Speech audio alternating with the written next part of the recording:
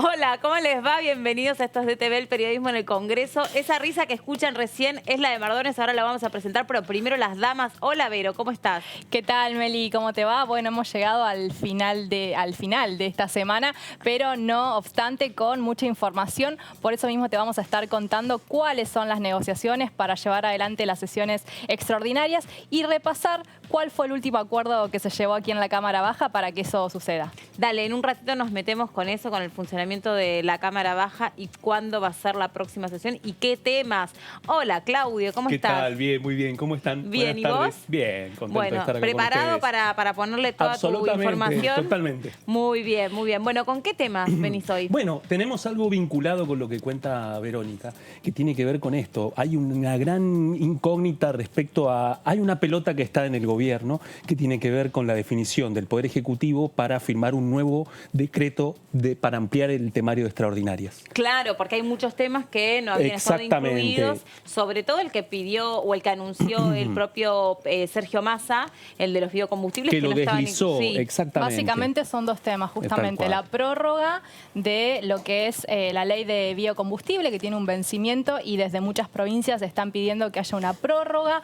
Hay algunas cuestiones ahí, hay algunos que están denunciando lobby por parte de las petroleras. Es un proyecto que salió, tuvo sanción en el Senado de la Nación por unanimidad. Y el otro tiene que ver con la cuestión del monotributo, ¿no? El nuevo esquema que se ha propuesto por el tema de lo que ha sido la pandemia, ¿no? Esas dos iniciativas estarían, digamos, ahí en las negociaciones, desde Casa Rosada, desde la Secretaría de Legal y Técnica y Relaciones Parlamentarias, al menos donde yo estuve tanteando, me dijeron sí, es muy probable que haya un nuevo decreto donde se amplíe el temario y puede ser que esto esté, pero no hay nada confirmado. Recordemos que dentro del temario había unos 20 proyectos y se incorporaron 2, así que bueno, habrá que esperar si esto Bueno, sucede. Pero para que todo eso ocurra hay que renovar el protocolo de funcionamiento de la Cámara de Diputados, hay que consensuar algunas cuestiones,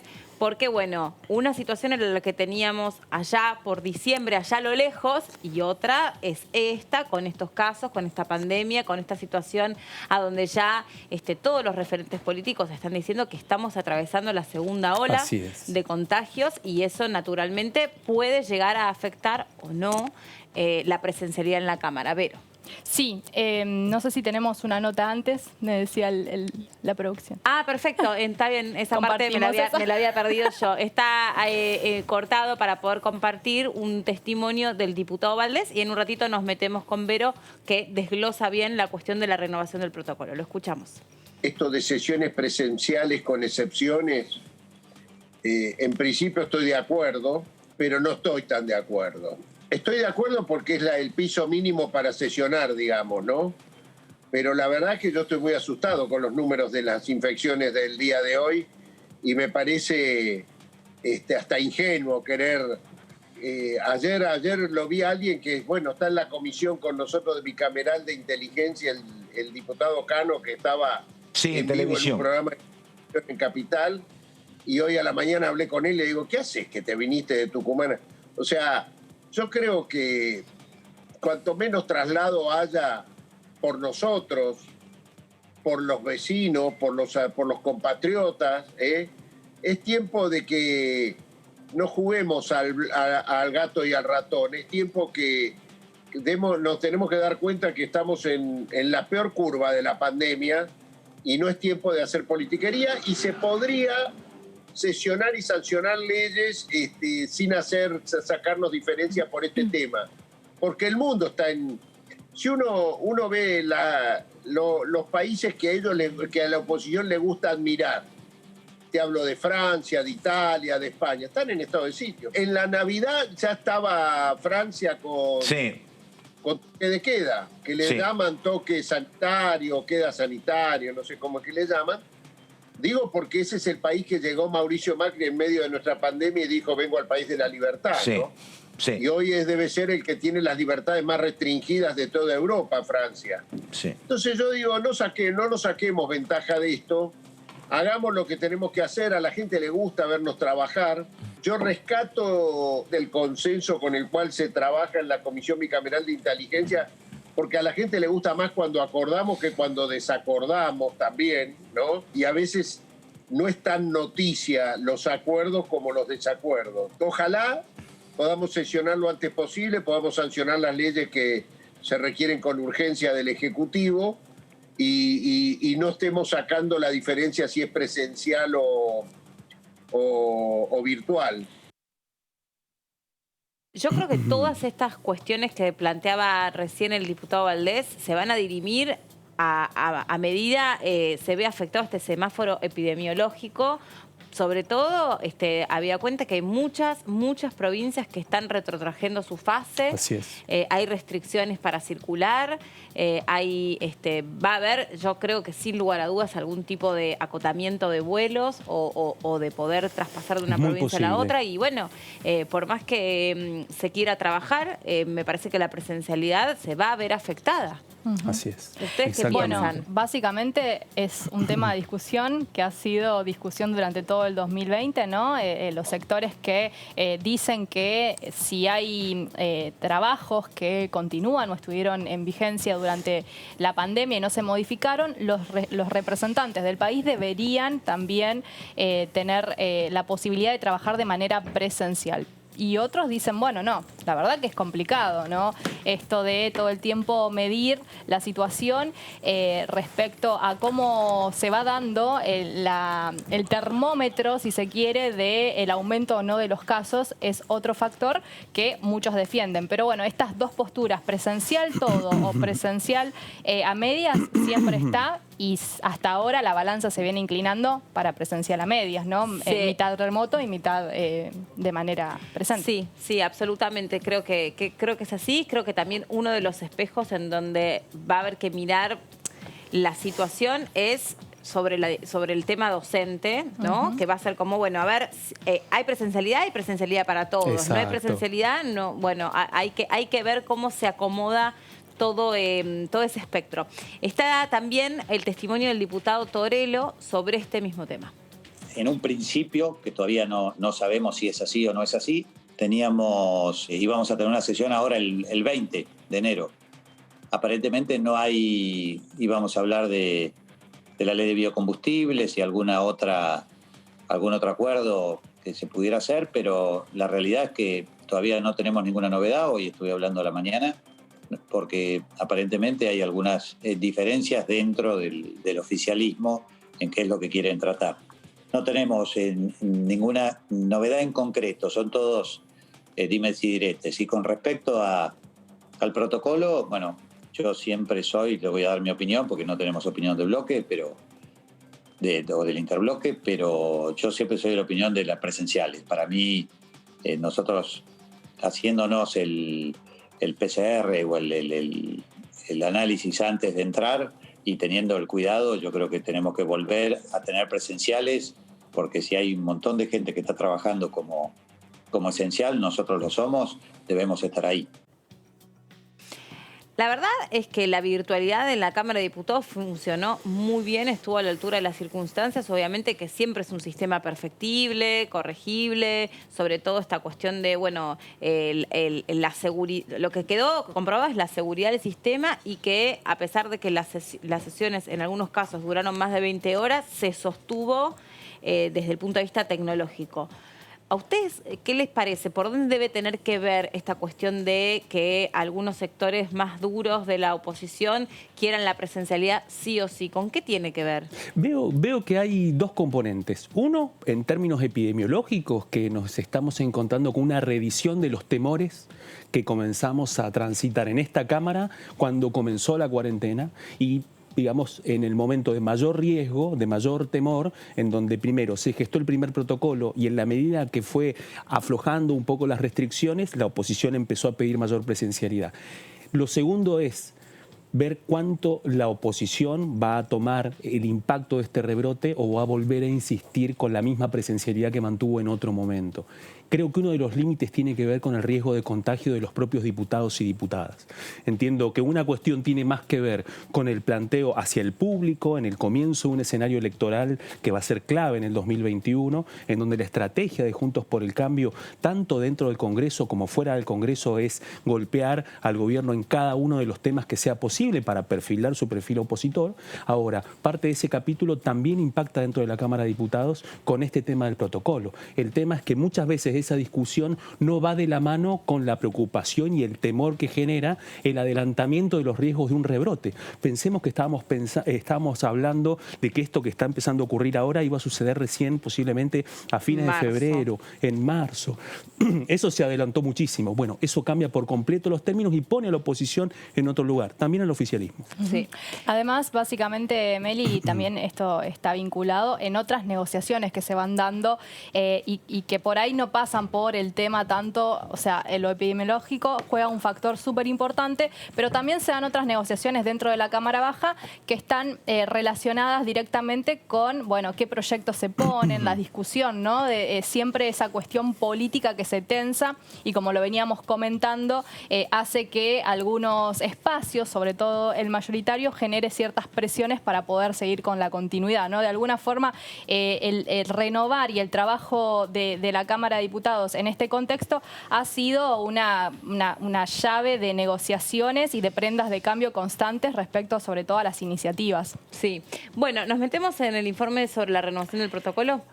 Justamente, porque lo hablamos durante toda la semana, dijimos que había un borrador circulando. No, un borrador, voy a corregirme, es, digamos, el acuerdo que sería una renovación de un acuerdo al que se había llegado el 28 de diciembre en la última reunión de labor parlamentaria que hubo en la Cámara Baja durante el año pasado, y este acuerdo donde estarían las firmas de la mayoría de los bloques que componen la Cámara Baja, pero faltaría la firma de la izquierda, del Frente de Izquierda, que son 2 diputados, de Consenso Federal, los 3 diputados que responden a Roberto Labaña, los labañistas, y de todo el interbloque de Juntos por el Cambio, que son las 3 fuerzas que lo componen, la coalición cívica, el PRO y el radicalismo. Esas firmas todavía no están en este acuerdo, pero para repasar qué decía este acuerdo, trajimos unas placas para hacer esta ayuda a memoria para todos, ¿no? Allí en este acuerdo, como les decía, se firmó el 28 de diciembre, se estableció la asistencia presencial de los diputados y las diputadas, porque se acuerdan que empezaba a liberarse esta posibilidad ya de que se pueda trabajar de manera presencial en el Congreso de la Nación, teniendo en cuenta que ya había formas de poder viajar, el transporte no solo aéreo, sino que también el transporte público, digamos, los colectivos terrestres ya podían empezar a funcionar. También se estableció una prórroga del protocolo de funcionamiento parlamentario remoto para el 13, firmado, digamos, el 13 de mayo, para quienes tendrían que estar exceptuados, que serían en general los diputados que superan cierta edad, mayores de 60 a 65 años, y además los que están en una cuestión o son factor de riesgo por algún tipo de enfermedad complicada o tienen algún familiar con una situación complicada también de salud. La vigencia que se había establecido en este último acuerdo fue del 4 de enero, que básicamente fue el día que finalizó o que comenzó el periodo de sesiones extraordinarias hasta el 12 de febrero. Por lo tanto, esto está vigente, está corriendo este acuerdo que se firmó el 28 de diciembre. Y las reuniones de comisiones tendrían plena validez. Esto también estaba vinculado a que, digamos, en esta fecha de sesiones extraordinarias, cómo iban a funcionar las comisiones. Plena validez virtual, digamos, de funcionamiento virtual. Las comisiones. Ok. Siempre estás hablando de funcionamiento mixto. Siempre estamos hablando de funcionamiento mixto, para recordar, es una cierta cantidad presencial, el resto remoto. y esto lo que hace es autorizar una gran cantidad de representantes ya de manera presencial, porque los primeros acuerdos, si ustedes recordarán, que se habían hecho con una cantidad muy mínima y reducida en el recinto. Hablábamos de entre 40 a 47 diputados presentes. Bueno, esto hace básicamente que ya estén la mayoría de manera presencial, los menos de manera remota. O sea que hay un protocolo que está absolutamente vigente, que si la semana que viene o la otra hay una sesión, tiene que ser mixta. Este fue el acuerdo del 28 de diciembre. Lo que se tiene que hacer es terminar de confirmar todos los bloques que están en acuerdo de lo que ya mismo. ¿Pero por qué tienen que terminar de confirmar si tiene vigencia hasta el 12 de febrero? Es lo que no entendí. Porque es un acuerdo básicamente que se tiene que hacer. Todas las, si bien esto quedó establecido, hay que volver como a reestructurarlo. Pero porque sí.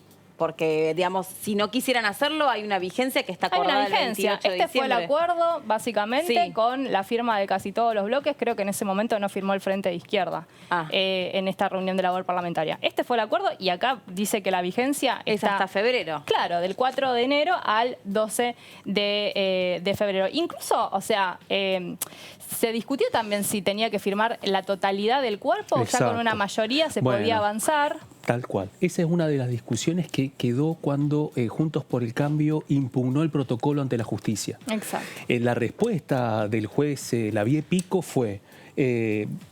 es válido, no es ilegal y además la figura del consenso que planteaba oportunamente, era la palabra del momento. Juez lo puso en crisis y dijo, queda demostrado de que el protocolo se puede renovar con la mayoría simple de los miembros, de los bloques, en labor parlamentario. ¿Te acordás que Juntos por el Cambio había sugerido la definición de la palabra consenso según la Real Academia Española? Exactamente. Y que tenía que haber representación de todas las partes para ese propósito y después decía, no, bueno, pero consenso aplicado a la política es mayoría. Exactamente. Esa fue ese argumento que tanto sirvió a la oposición, especialmente a Juntos por el Cambio, para poner dudas sobre el funcionamiento remoto, fue rechazado por la justicia. Recordemos que la justicia no solamente rechazó el planteo de Juntos por el Cambio del bloque de diputados y diputadas de Juntos por el Cambio, sino que también en el Senado no hubo una insistencia con otro planteo que había hecho el senador Luis Naidenoff y que tampoco tuvo una respuesta favorable. Y no solo rechazó, digamos, ese planteo, sino que ratificó la validez de dos leyes que en ese momento habían salido. Una estaba vinculada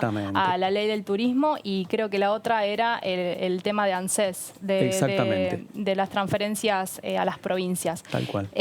Bueno, básicamente, ¿qué sigue diciendo este reglamento, ¿no? Este acuerdo de aquel 28 de diciembre? Que quienes estén en el recinto tendrán que loguearse por VPN porque seguimos hablando de una cuestión mixta, por más que haya mayoría presencial. Y que cada bloque deberá informar quiénes van a realizar el testeo en el ámbito de la Cámara Honorable, de la Cámara de Diputados de la Nación y quiénes van a traerlo de manera particular. Ustedes recordarán, yo justo en ese momento no estaba trabajando, digamos, estaba en mi provincia, pero recordarán que la última sesión hubo, digamos, una exigencia sobre el tema de los testeos. Se hicieron testeos desde acá y también se evaluaron los que traían los diputados que ingresaban desde otras provincias, desde otras ciudades para poder participar de esa última sesión. Y además hay una comisión que quedó establecida básicamente para poder juntar estos resultados, que obviamente los evalúa la dirección médica de la Cámara de Diputados, pero que además estableció una comisión donde hay distintos legisladores que participan de los distintos bloques. En esa comisión están la diputada Yelén Espósito, Daniela Vilar, Leonardo Grosso, también María Dolores Martínez, Rubén Mansi, Zoer El Zucaría, Luis Di Giacomo y Eduardo Buca, que son los encargados de también estar atentos a estas cuestiones que van a tener que presentar los legisladores para acreditar su condición de salud mediante el certificado médico. Y ellos van a hacer el seguimiento de los certificados y quienes estén exceptuados van a ser computados como ausentes en esta sesión. Así que esto es un poco lo que establecía la letra chica de ese acuerdo firmado en aquella reunión de labor parlamentaria. Quienes estén exceptuados van a ser considerados ausentes, o sea, y si en su calidad de exceptuados se loguean a través de la plataforma VPN, ¿por qué van a estar ausentes? Los que no están exceptuados. Quienes no estén exactamente, perdón. Dije quienes estén. No sé lo que decía la placa, se me perdió y me quedé pensando, digo, ¿cómo puede ser que...? A ver, vamos a repasarla. Quienes no sean exceptuados serán computados como ausentes. Claro. Quienes no sean exceptuados, a ver, quienes no hayan sido reconocidos, digamos, sus certificados médicos presentados, su situación por el cuerpo médico de la Cámara y también por esta comisión de representantes. Por eso, Vero, en la última sesión, eso que te contaba yo, que me lo había encontrado al doctor Alac, que él me decía, mirá, esa sesión que fue entre las fiestas, la última, me decía, mirá, estoy recuperando todos los test de saliva rápido que se hicieron acá en el edificio del anexo a cargo de la dirección médica de la Cámara. Eso tardaba alrededor de 12 horas en tener el resultado. O sea, es rápido, pero un rápido relativo. Pero lleva su tiempo. Claro, exacto, que lleva su tiempo. Y después vos tenés que recuperar todos los que vienen, no sé, del Aeropuerto Internacional de Seiza o que vienen con su provincia, con un PCR que tenían que tener 48 horas de retroactividad, obviamente para que no quede fuera de vigencia para el momento de la sesión. Entonces, una vez que vos tenías todo esto, él me decía, claro, el dilema era, algunos no estaban exceptuados, pero tenían en trámite su certificado de PCR, por así decirlo. Entonces, en ese periodo de ventana, ¿cómo haces? Tal cual. ¿Desde dónde sesionan? Bueno, entonces lo que habían acordado era que hasta que llegaba ese resultado, sesionaban por VPN desde su despacho, les llegaba el ok del resultado, podían cruzar el recinto. Exactamente. Entonces, por eso de repente había X cantidad de gente y por ahí empezaba a caer un poco más de gente. Que fue lo mismo que le pasó al propio Sergio Massa, ¿se acuerdan? Cuando él estuvo aislado y que de repente cuando él recibió el alta médica se metió en el recinto. Sucede que ahora en diciembre y en las últimas sesiones nos hemos encontrado con el máximo de ese límite. Recordemos incluso que por primera vez dos reuniones muy importantes de comisión y plenario de comisión fueron realizados en el recinto. Es decir que dentro de lo que viene contando Vero, tenemos una reflexión que desde el comienzo de la aplicación del protocolo hasta ahora hubo determinadas experimentaciones para poder ir ampliando un poquito los espacios y la capacidad que originalmente no se podía, se fueron ampliando. Llegaron a su techo máximo posiblemente ahora en diciembre, en un momento en donde la curva epidemiológica estaba bajando. ¿Cómo se va a reconfigurar todo eso ahora? Sí, mismo la preparación de los palcos, de los balcones con las computadoras y los micrófonos que también, digamos, sirvieran de banca para que se respetase el distanciamiento social y también estuviesen desde arriba sesionando. Bueno, por eso hemos visto fotos inéditas del Congreso a lo largo de este año, todos con barbijo, el barbijo como un elemento también de expresión, ¿se acuerdan? Verdes o celestes, bueno, y así según las distintas temáticas. Tal cual. No, y ayer consultaba a un diputado que está a cargo de esta comisión, o uno de los que integra esta comisión particular que se hizo a partir de este acuerdo, y me decía que en general han tenido algunos pedidos, todavía para esta próxima sesión ninguno, no les ha llegado ninguna notificación, pero para la última, sobre todo los diputados que viven en Formosa. ¿no? Claro. Es una provincia muy complicada y con ellos han tenido algún pedido de excepcionalidad para no poder asistir de manera presencial.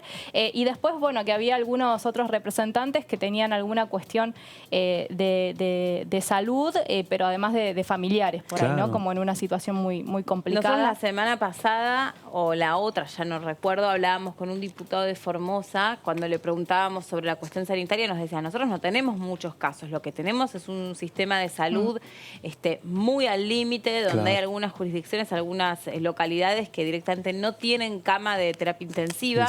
Entonces no estamos bajo ningún punto de vista en condiciones de arriesgarnos a tener un caso más. Y es una provincia donde tiene un sistema de acceso y de salida muy restringido, durísimo, cuestionado ante la justicia. Muy duro. Y bueno, entonces frente a esta situación que vive esta provincia en particular hay una especie de contemplación también para sus representantes. Ayer en el Museo del Bicentenario, el presidente de la Nación, el ministro Cafiero, la ministra Gómez Alcorta, también estuvo Ginés González García, la redactora del proyecto Vilma Ibarra, bueno, promulgaron la ley de interrupción voluntaria del embarazo y también la ley de los 1000 días, con algunos discursos, incluso Vilma Ibarra emocionada hasta las lágrimas, Alberto Fernández diciendo o revalorizando la palabra en un momento en donde la política está tan puesta en cuestionamiento. Y yo me había comprometido a que esto iba a ser ley y acá estoy ampliando los derechos de las mujeres. Vero, y vos estuviste ahí. Estuve allí cubriendo y sí, con la participación importante no solo de los funcionarios del Gabinete Nacional, que estaban casi todos en su totalidad, digamos, pero la participación y un reconocimiento importante que hizo el gobierno de Alberto Fernández en palabras de Vilma Ibarra, en palabras de la ministra de Mujeres, Diversidades y Género, Elizabeth Gómez Alcorta, a los representantes del Poder Legislativo, ¿no? Diputadas y diputados y también senadoras y senadores que estuvieron llevando adelante el trabajo dentro del Congreso de la Nación para que tanto el proyecto de interrupción voluntaria del embarazo, que ya fue promulgado y publicado hoy en el boletín oficial, sea ley, y también el proyecto de ley de los 1000 días de esta asistencia económica para aquellas mujeres que desean continuar con su embarazo.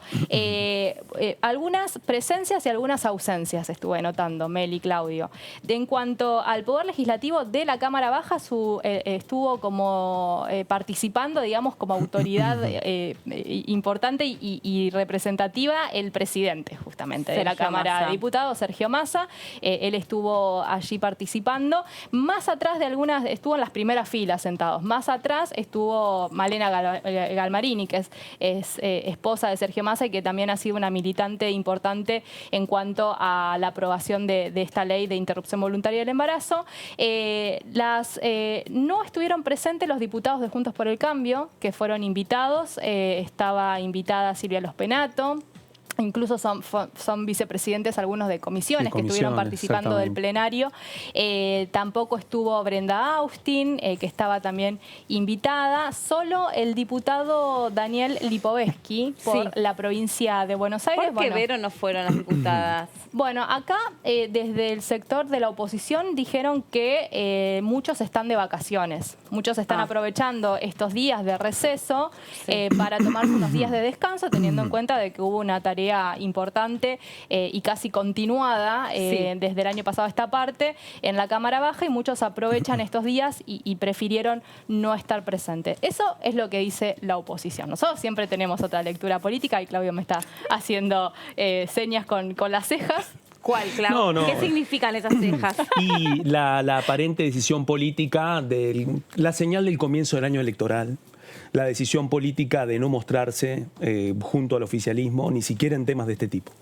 Mira, y eso que ayer fue la propia ministra Gómez Alcorta que habló del valor que tuvo este proyecto precisamente porque fue transversal. Totalmente. Habló y utilizó esa palabra y de hecho reconoció en su discurso las reuniones privadas que hubo tanto de Vilma Ibarra como otros referentes del gobierno con las sororas verdes de la oposición que iban garantizando, iban haciendo el poroteo, iban diciendo tenemos tanto, esto sale, o sea, hay una nota lindísima que salió ayer en página 12, no sé si alguien sabe de quién es porque no tengo el recuerdo, pero que cuenta justamente cómo se cocinó la ley. Claro. Y fue súper descriptiva todas las reuniones que hubo, cómo se iban teniendo conversaciones y Sergio Massa incluso dice, te ha puesto un asado, decía la nota de página 12 a Alberto Fernández, te ha puesto un asado, ¿a qué sale? Bueno, creo que tiene que estar cumpliendo con su promesa. Es que justamente la cuestión de que era un proyecto o una ley, es una ley que atravesaba todos los partidos,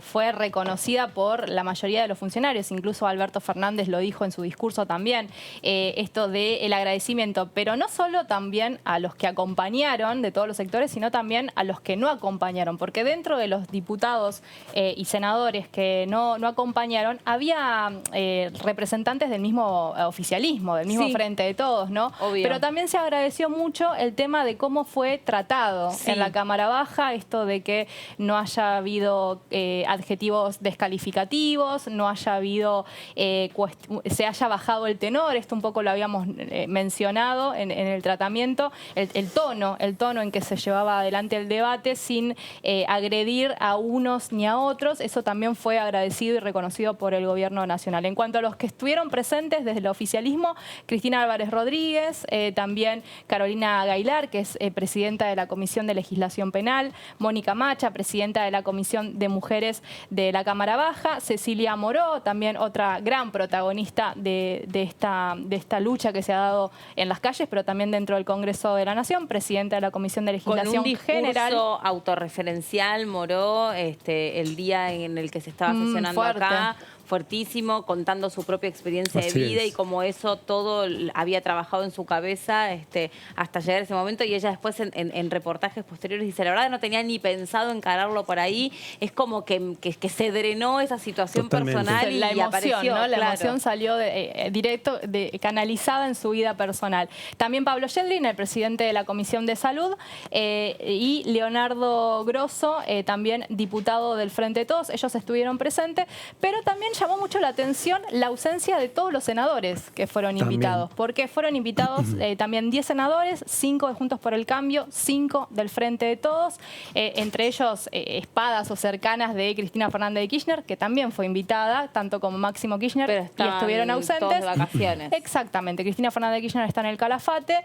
y los senadores también, la mayoría están de vacaciones, y saben que la actividad en el Senado va a ser medianamente en febrero, entonces bueno, agradecieron desde lejos. Ahora vamos a seguir porque tengo muchas más preguntas para hacerte, porque vos estuviste ahí y tus ojos ven mucho más de lo que ustedes pueden estar recorriendo gracias a las imágenes. Se me ocurren algunas preguntas para hacerte, Vero, pero lo hacemos en un ratito porque está del otro lado la diputada Caparrós. ¿Cómo le va, diputada? Gracias por recibirnos. ¿Cómo anda? Está muteada.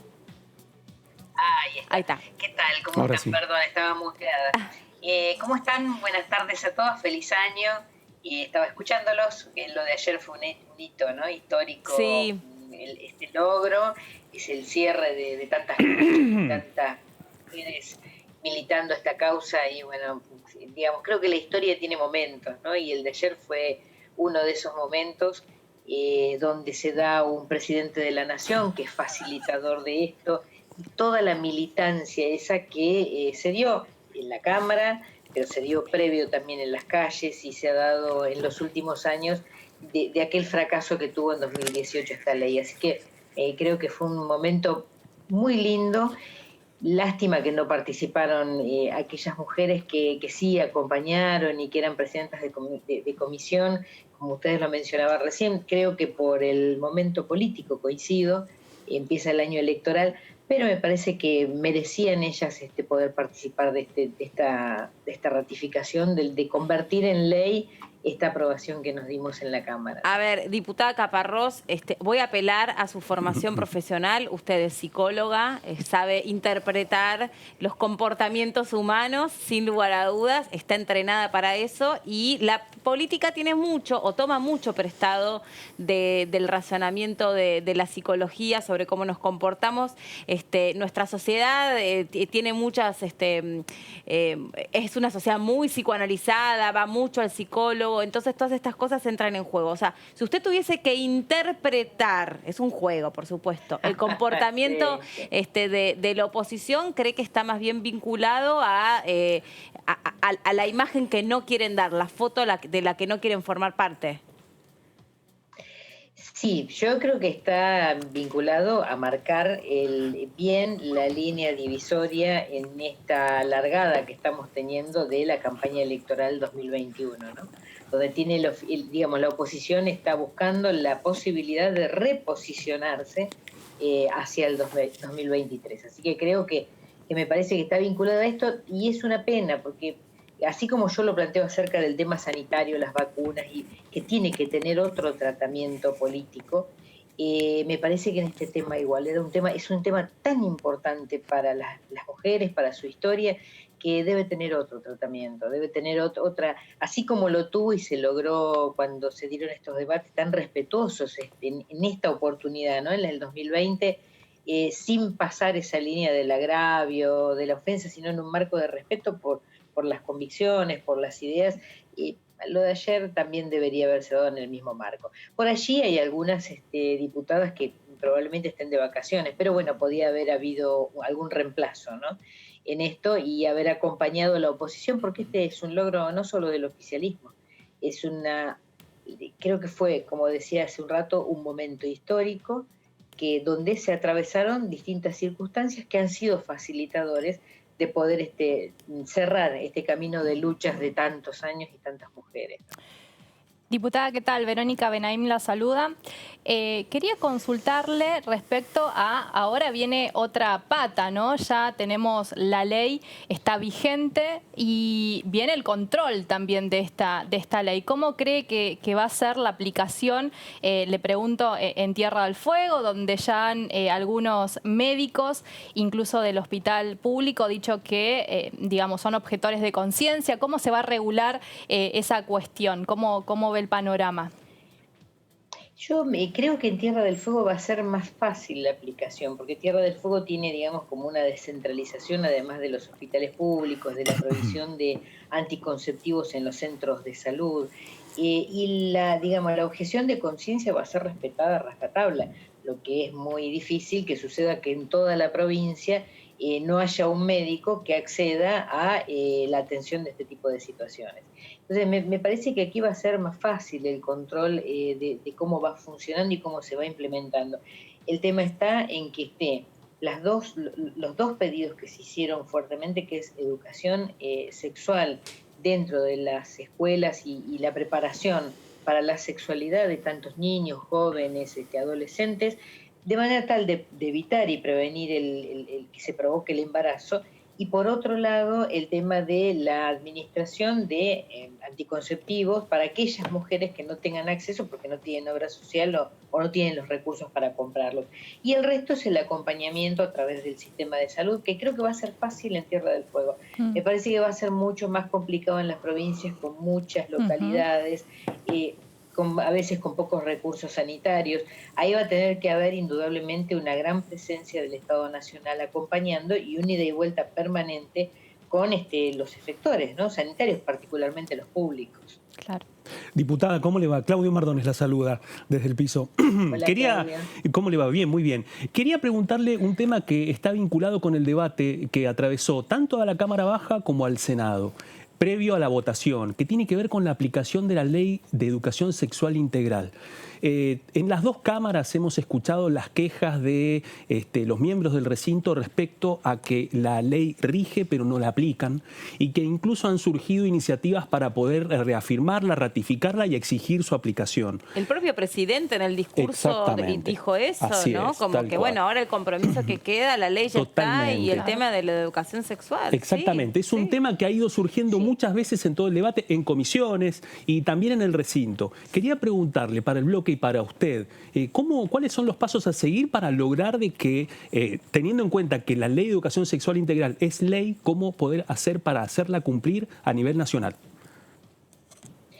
En esto yo creo que los colectivos de mujeres van a tener que cumplir como una situación de acompañamiento a todo este proceso, porque es tan importante la ley de educación sexual si queremos evitar los embarazos, pero en el medio, digamos, ha atravesado el prejuicio profundo, marcado a veces por convicciones religiosas, muchas veces, y ese prejuicio no ha permitido que se implementen en las escuelas. Yo he visto en nuestra localidad, en Tolwyn, en algún tiempo, hace ya, digamos, un tiempo atrás, ¿no?, pero cuando recién arrancó con pretender aplicarse o implementarse la ley de educación sexual, escuchar los papás aterrorizados por esto, ¿no?, como una cosa, digamos, con una enorme influencia de la religión. A mí me parece que hay que tranquilizar a los papás, explicarles de qué hablamos cuando hablamos de educación sexual en las escuelas, que no estamos hablando de lo mismo en un jardín de infantes que en un niño de 17 o un joven de 17 años, ni tampoco en uno de 10, y que hay distintas etapas, que va a haber tenemos que trabajar mucho con los docentes también, capacitarlos para que puedan manejar la información adecuada a la etapa donde está destinada. Sí, me parece que hay que tranquilizar. Y ese tranquilizar tiene mucho que ver con el ámbito educativo y con la escuela, ¿no? Con la población dentro de la escuela. Y la capacitación de los docentes yo creo que es fundamental. No se puede tirarle a un docente la responsabilidad de algo para lo cual tampoco él está preparado, porque ni su formación profesional ni su formación personal le ha dado esta capacitación. Entonces, me parece que hay que empezar a corregir. Esto es como cuando hablamos de violencia de género y decimos, tenemos leyes muy buenas en violencia de género. No sé si los demás países tienen tantas. ¿Por qué tenemos tantas mujeres muertas por violencia de género? Hay que mirar en el medio, entre la ley como está, como norma, y cómo se va aplicando. En esto es lo mismo. Sí, y tenemos que ver aparte, en ese medio. aparte son temas a donde lamentablemente el paso del tiempo también va causando su efecto y va erosionando algunas conductas y va, como dice usted, calmando algunas. Me refiero concretamente a todo el impacto que significa esta ley. No lo vamos a poder dimensionar ahora. Hay que verlo con el paso del tiempo y poder entender el valor que tiene, ¿no? Ahora, a propósito... Sí, perdón. Porque si me permitís, porque son leyes que tienen que ver con la construcción de las personas, con lo cultural, con lo social, con lo afectivo, con lo moral. Tienen que ver, digamos, no son leyes de aplicación de sanciones, que por ahí son más claras. Vos decís, bueno, y un homicidio, 25 años. Esto no. Esto tiene que ver con tratar de modificar comportamientos, conductas, actitudes para, digamos, transformarnos en personas mejores. Y esto a veces no es fácil. Va a pasar lo mismo con la ley de ambiente, de educación ambiental, es lo mismo. Es decir, tienden a cambiar conductas. Lo que hay que sacarle el mito de que tiende a hacerle conocer a chicos cosas que no tienen que conocer. No, para cada etapa de la vida hay una situación y una información que puede ser transmitida, recibida por esa personita. Bueno, en esto hay que tranquilizar a los papás y poder empezar a trabajar fuertemente en esto para evitar justamente lo que no queremos, ¿no? Aplicar la ley de legalización del aborto. Sí, porque creo que... Si no se quiere esto... Creo que las sociedades también después es como que tienen que apropiarse y aprender con H, ¿no? De esto de incorporar ese cambio que dan las instituciones. Sí, y además hay un tema fundamental al que no se le puede escapar y, bueno, se sabe en todas las provincias, cada uno conoce la suya, la cantidad de abusos sexuales que hay. Ese es un tema fundamental del que no se puede dejar de mencionar y cuando se habla justamente. Tiene que ver con esto, la transmisión de educación, de saber que el cuerpo no se lo puede tocar nadie si uno no quiere, que es nuestro. Todas estas cuestiones también tienen que ver con evitar el abuso y el saber que si alguien le hace algo a un niño que no quiere que se lo hagan, puede confiar en otro adulto para decirle y hacer la denuncia y evitar que esto pase. Estas son las cosas que hay que hablar, pero hay que, tranquilizar, como digo yo, a los papás y empezar a avanzar en este tema, no forzadamente porque no sirve. Pero, diputada, digamos, hay mucho mito en esto, sí. Me deja pensando, porque por fuera de la conducta, de la actitud y el temor que pueden tener papás y mamás, uno de los temas que se discutió mucho en el recinto es quién es el que está detrás del freno sistemático a la aplicación de la Ley de Educación Sexual Integral. Y eso tiene que ver precisamente con el lobby religioso. Hemos contado en este programa y en distintas oportunidades las posiciones que hay. La Iglesia Católica ha trabajado fervientemente en contra de esta ley. Las iglesias evangélicas se han mostrado mucho más abiertas para la aplicación específicamente de esta ley. Eso ha quedado claro en la discusión previa al debate de la interrupción voluntaria del embarazo. Por eso le consulto, por fuera de lo conductual, ¿usted cree de que el Congreso se va a ver obligado a avanzar en una ratificación de la Ley de Educación Sexual Integral para hacerla cumplir?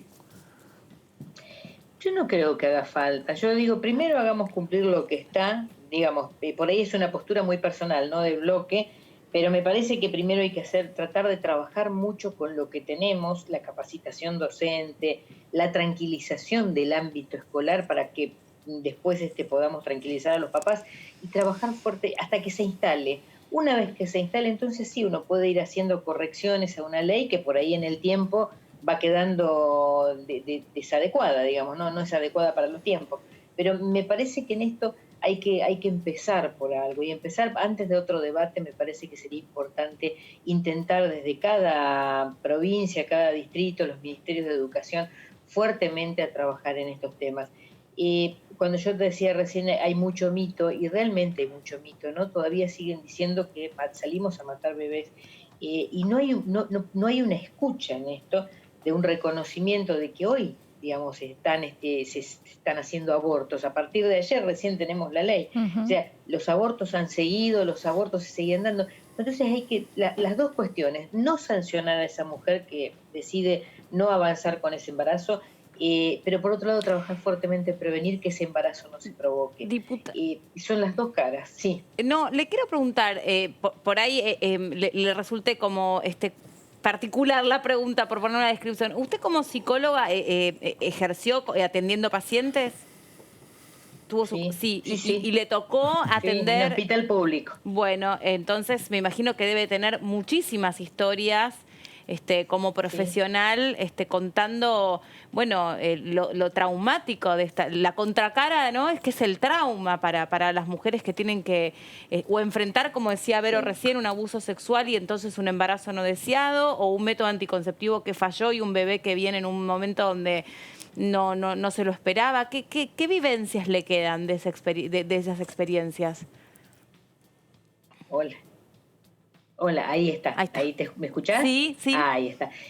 Sí, mira, la verdad que me ha tocado vivir de todo, ¿no? Todo en ese, y cada mujer reaccionando con lo que ha podido, ¿no? Con su estructura, con su psiquis, con su fortaleza, o no, en distintas circunstancias. Desde embarazadas que han perdido el embarazo, no que lo han abortado, sino que lo han perdido. Embarazadas que han ido, digamos, a hacer planteo de hacerse un aborto, y cuando uno le da 2 segundos y le dice, ¿y por qué? Y porque no puedo tenerlo, no tengo a nadie, me van a echar de donde estoy, y poder acompañarla en el proceso de resolver 2, 3 cuestiones puntuales, y hoy esos embarazos tienen 30 años, ¿no? Me ha tocado vivir de todo, y la verdad que lo que se requiere es un sistema sanitario que escuche y acompañe, y que lo que yo sostenía la otra vez y decía, bueno, cuando la mujer dice, no, hasta acá llegué, no quiero avanzar con este embarazo, sea escuchado. ¿Por qué? Porque se le ofrecieron otras alternativas, no puede, no quiere, desea para su vida esto, bueno, ahí tiene que ser respetado. Esto es lo que va a facilitar la ley. Ahora sí, a lo largo de mi historia profesional me ha tocado vivir en un lugar como el nuestro, que es tan pequeño, digamos, en población por aquellos años, situaciones algunas dolorosas y otras maravillosas. Pequeño y muy lejano. En este sentido, ¿no? Pequeño y muy lejano. Pequeño y lejano, y a veces con mucha soledad. ¿Por qué? Sí, porque exacto. fue un lugar donde se vino a vivir mucha gente joven, muy sola, con redes sociales escasísimas, y bueno, muchas veces en el Estado, o en nosotros, en el hospital o en los centros de salud, encontraba esa contención que no tenía familiarmente, que a veces las redes familiares dan otro tipo de respaldo y de acompañamiento en determinada situación. Totalmente, por eso también hay una cuestión en la provincia de Tierra del Fuego respecto a los abusos, ¿no? Porque por ahí también los chicos, los padres trabajaban, no quedaban en manos, si bien muchos de los abusos se dan en el seno familiar, claro, pero a veces esto de no tener la contención de la familia directa hacía que uno vaya dejando los chicos con personas que eran desconocidas, pero bueno, claro, que por necesidad de trabajo, que era para eso, para lo que se viajaba a la provincia, bueno, no les quedaba otra oportunidad. Es otra de las realidades que se vive también. Sí, y situaciones de abuso intrafamiliar también.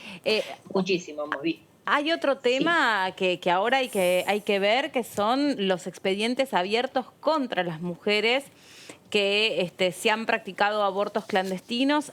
Yo leí ayer que el Centro de Estudios Legales y Sociales tenía contabilizados unos 1.500 expedientes abiertos. Me imagino que todo eso tiene que caer automáticamente, ¿no? Sí, se cae. Justo te iba a contar luego cómo continuaba eso. Ayer lo estuve hablando con la ministra Elizabeth Gómez Alcorte y me lo ratificaba, ¿no? A partir de la promulgación de la ley, estas causas se caen porque ella explicaba que prima la ley penal más benigna. Exactamente. Claro. Entonces, más benéfica, así es. Claro, exactamente. Exactamente. Entonces, estas causas caen. ¿Pero será que la mujer tiene que ir a la justicia o ya de está? Se desestiman y ya está. Exactamente, claro. Justamente me explicaba que no tiene que ir ni la mujer, ni los médicos, ni ningún abogado, sino que caen de hecho y que de todas maneras el Ministerio de Mujeres va a poner una red de seguimiento justamente a las redes y a las mujeres que están trabajando o acompañando a estas mujeres por si hay alguna consulta legal y técnica respecto a la situación, pero caen, está ratificado. Sí.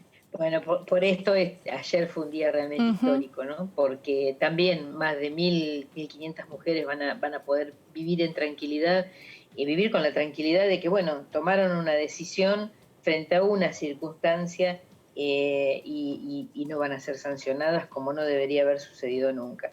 Yo creo que sí, la verdad que uno lo piensa y es increíble, ¿no? Porque cuando me compartís, a mí me ha tocado, es cierto, esto por mi profesión, ¿no? Compartir muchas situaciones diversas y cada situación es única y cada situación debe tener una escucha, aunque sea de minutos, único.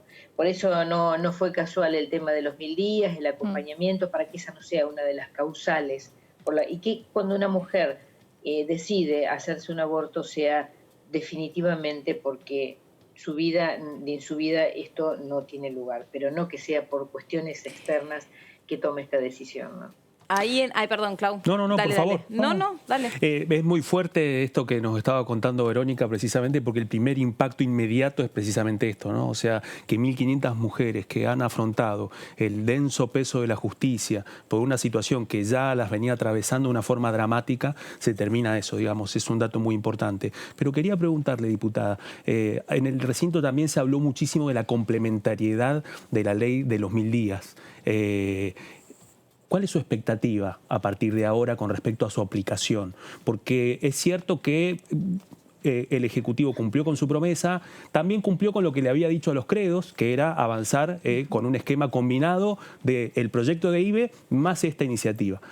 Durante las votaciones, tanto en diputados como en el Senado, tuvieron el mayor apoyo y eso requirió que su trámite fuera mucho más corto que lo que fue el debate de IVE. Ahora, de ahora en adelante, para usted, ¿cómo va a ser la aplicación? ¿Cuál es su expectativa respecto a la aplicación de esta ley? Yo creo que es buena porque ya tiene experiencia este gobierno, o sea, el ministro Ginés González tiene experiencia, él implementó programas que se daban a través de los centros de salud con una, digamos, línea directa con el Ministerio de Salud de la Nación, como el programa Remediar. Hay varios programas que se han implementado. Esto lo que hace de los 1000 días, junta todos estos programas para facilitar, para que no sea de ir a por la leche por acá, por el control ginecológico por otro lado. Entonces todo se va a resumir. Yo creo que es de fácil aplicación porque tiene experiencia el Ministerio de Salud de la Nación en este tipo de programas. Entonces no va a ser complejo. El gobierno nacional, el gobierno de Néstor y de Cristina, quizás esto no se sabe, porque bueno, por ahí se sabe más en los distritos, ¿no? Donde llegan los programas. Trabajó muchos programas que nosotros en ese momento, no sé si habrá cambiado el nombre, decíamos, bueno, es de APS, de Atención Primaria de la Salud, que tenía que ver con la provisión de leche, pero también el seguimiento de vacunas, el seguimiento de los controles del materno. En distintos programas, lo que va a hacer es resumir en estos 1000 días todos esos programas. Las líneas para bajarlo a los distritos ya está. Por lo menos en Tierra del Fuego fueron muy, muy buenos, muy exitosos, porque nosotros tenemos, a pesar de ser una provincia pequeña, tenemos mucha gente que llega en condiciones, digamos, sin trabajo, de carencia total. Y bueno, los primeros tiempos viven muy mal, incluso a medida que ha ido creciendo la población, a esa misma gente le cuesta cada vez más reinsertarse. Entonces, la cantidad de gente que es asistida por los centros de salud es mucha.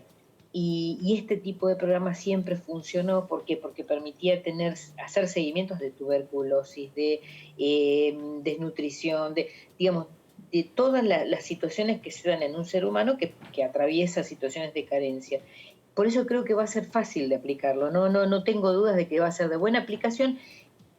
Y yo digo siempre, en todo hay que aplicar el sentido común y el criterio. Si una mujer dice, no, bueno, yo estoy embarazada, quiero abortar, bueno, mínimamente 2 segundos, preguntarle, ¿hay algo en que te podamos ayudar? Claro. Una mano para que lo hagas. Lo que decía antes. Eso es no le podemos poner una ley, es el sentido común que debe ser claro. Lo que decía antes, ¿no? Comparando con las situaciones de violencia domésticas, que en muchos casos, y lamentablemente, van de la mano, ¿no? Primero una situación de violencia y después la situación de tomar la decisión de abortar. Esto, que los médicos también tengan un trato más humano. No quiero decir que no lo tengan, quiero decir que lo tienen que tener aún más, con perspectiva de género también, interpretando lo que está sintiendo la mujer que está atravesando ese momento, y que puedan estar instruidos y que puedan hacer lo que dice usted, diputada, escuchar, a ver, ¿por qué querés tomar esta decisión? ¿Qué es lo que te pasa? No, bueno, toma, acá tenés la pastilla, tema resuelto. Claro. ¿No? No, claro, o decir, mira, hay un programa, andate al centro de salud tanto, ahí te van a atender, te van a decir cómo te pueden acompañar, qué necesitas. Tienen que empezar a funcionar la transversalidad en los sistemas de salud, si no, no tiene esto, digamos, que es de lo que nos tenemos que ocupar este año, yo creo, de manera urgente, con el tema violencia de género. Hay un fracaso en la implementación de la ley, si no, no tendríamos tantas muertes en situación de violencia de género a lo largo del año. Entonces, bueno, miremos lo otro, no pensemos en que corregir la ley, hacerla más dura, menos dura, no, lo que hay que mirar es como esta transversalidad que tiene que ver entre las instituciones que trabajan en el tema, en el tema salud, es las instituciones, porque también hay áreas de acción social dentro de los hospitales públicos, o sea, tiene que haber una transversalidad en el funcionamiento. Y lo otro, yo creo que hay que apostar fuertemente es a la creación de los consultorios de adolescencia también. Es decir, eso es fundamental. No cualquier profesional está en condiciones de trabajar o atender a un adolescente por las propias condiciones de la edad. Hay que empezar a crear, así como está el consultorio de pediatría, bueno, y el de clínica médica para los adultos, el intermedio tiene que ser en los consultorios para adolescencia. Pero bueno, hay que marchar en este sentido. En un país con los problemas que tiene, a veces, digamos, no son las cuestiones prioritarias, pero deberemos cada diputado o diputada pelear en nuestras provincias para que estas cuestiones se vayan dando y se vayan logrando, ¿no? Y que sean parte de la tarea política que también tenemos que hacer. Sí, bueno, eso último que dice usted, bien podría ser impulsado por un proyecto de ley, ¿no? Esta cuestión de que la adolescencia tiene que ser recogida como una etapa de la evolución de una persona que necesita una atención particular, distinta a las otras etapas de la vida. Sí, y una escucha distinta a la de todas las etapas de la vida, ¿no? Porque, bueno, el adolescente tiene su propia expresividad, sus propios miedos en esa etapa de la vida, y que a veces no son ni contenidos porque los pediatras se lo sacan de encima y el clínico lo atiende como un adulto. Entonces, en el medio quedan, digamos, los adolescentes dando vueltas y, digamos, a veces necesitan ir a conversar determinados temores, determinados temas con profesionales que les puedan tener una buena escucha. Yo creo que no es difícil trabajar en todos estos temas y a veces, nada, es cuestión de criterio y de decir, bueno, quienes militamos en política y militamos distintos temas, poder militar estos temas en nuestros distritos también. Sería importante, es un gran aporte que se puede hacer desde la política, incluso hasta poder conversar qué necesidades tiene la provincia o de qué carece para poder implementar este tipo de cuestiones. Pudimos con el COVID equipar los hospitales. Bueno, tenemos que poder irlos reequipando para lo que se venga después que pase el COVID. Diputada, gracias por este tiempo con nosotros, fue muy amable y un verdadero placer que existan estas instancias de intercambio, ¿no? Donde uno puede entender qué hay detrás del texto frío de una ley, ¿no? Quiénes la pensaron, cómo la pensaron y bueno, que ojalá se trate de un salto en la adquisición de derechos. Sí, yo siempre digo, ¿no? Las leyes son maravillosas, pero tenemos que ver cómo se implementan y si son aplicables a la vida real, ¿no? A la cotidianeidad de la gente. Y si no son aplicables, hay que ir adecuando las cuestiones para que puedan aplicarse, porque se entiende que son leyes generadas para mejorar la calidad de vida de la gente, ¿no? Entonces, me parece que tenemos todos que trabajar más allá de los cargos, los lugares, aquellos que militamos en política tenemos una responsabilidad quizás distinta por este contacto con todas las realidades prácticamente, para poder acompañar e impulsar algunas cuestiones en los territorios que nos sirvan a todos y en la suma le sirva a la Argentina toda. Así Muchas que, bueno, gracias. Gracias a ustedes igual. Que tenga lindo año. Muchas gracias a ustedes. Hasta luego. Gracias, igual para ustedes. Hasta luego, que ande muy bien. Era la diputada Mabel Caparrós, con la que conversábamos de varios temas, pero especialmente nos detuvimos en este, y muy valioso, ¿no? Porque por su formación profesional también tuvo mucho para aportar. Qué importante esto, ¿no? Porque la verdad es que hay mucha gente que necesita expresarse y que necesita ser escuchada, ¿no? No solo los adolescentes, pensaba también en los ancianos, ¿no? Hay una necesidad y a veces pasa, ¿no? Que te encontrás con alguien y expresa del todo, porque también hay mucha soledad dando vuelta, ¿no? Sí, absolutamente. Bueno, de todos estos temas, en un ratito vamos a seguir conversando, pero ahora hacemos una pausa, un receso chiquitito y en un ratito venimos con más.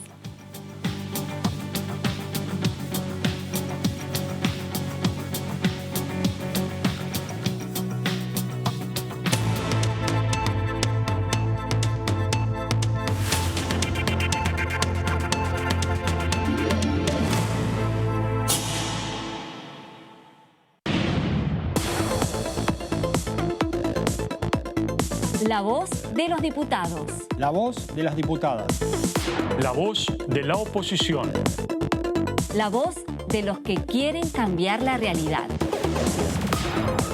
La voz de los que quieren una Argentina mejor. Tu voz en el Congreso. DTV, el periodismo en el Congreso, de lunes a viernes. Él se llama Fernando, 52 años. Pero a veces puede llamarse Nacho Fútbol y tener 14. Otros días puede ser Iván Leyenda, fanático de los juegos online. O también @Sabritrap. Nacho Fútbol, Iván Leyenda y @Sabritrap son la misma persona. Un acosador. El grooming es el acoso sexual contra niños, niñas y adolescentes por parte de un adulto a través de medios digitales. Los abusadores utilizan perfiles falsos para captar a sus víctimas en Internet. Habla en familia sobre grooming. Contales la importancia de proteger sus datos personales. Infórmate más en argentina.gov.ar/grooming. Argentina Unida. Argentina Presidencia. Toda la actividad parlamentaria de la Cámara de Diputados. En la Cámara de Diputados de la Nación, la información es mucha. La cobertura del tratamiento político de leyes. En el recinto. En pasos perdidos. La opinión de los protagonistas. en comisiones, en los despachos. El día a día de los diputados y diputadas de la Nación. Y nosotros tenemos la mejor información. DTV, el periodismo en el Congreso, de lunes a viernes. En estos meses aprendimos muchas palabras nuevas. ¿Qué es un caso sospechoso? Es la persona que tiene 2 o más de los siguientes síntomas: fiebre de 37 grados y medio, tos, dolor de garganta, dificultad respiratoria, dolor muscular, cefalea, diarrea y o vómitos. O si tenés solo pérdida brusca de gusto o olfato. También quien vive o trabaja en instituciones de internación prolongada. O es personal de tareas esenciales en esos establecimientos, comedores u otros espacios donde circula el virus. Para más información, llama al 120. Cuidarte es cuidarnos. Argentina Unida. Ministerio de Salud. Argentina Presidencia. El virus nos testea a nosotros. Quiere saber si aprendimos a cuidarnos y así cuidar a los otros. Respetá los 2 metros de distancia.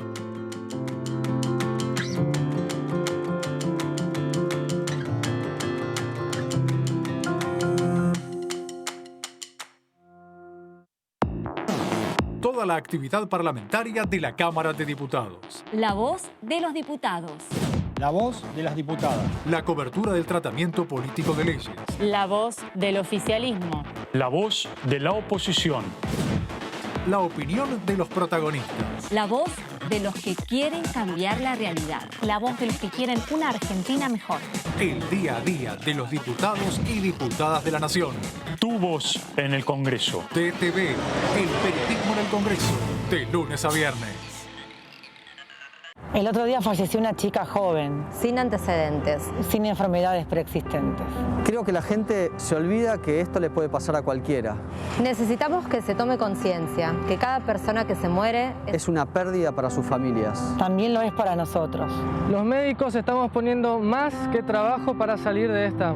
Estamos poniendo el corazón. Estamos poniendo todo. Necesitamos que cada uno, desde su casa, haga su parte.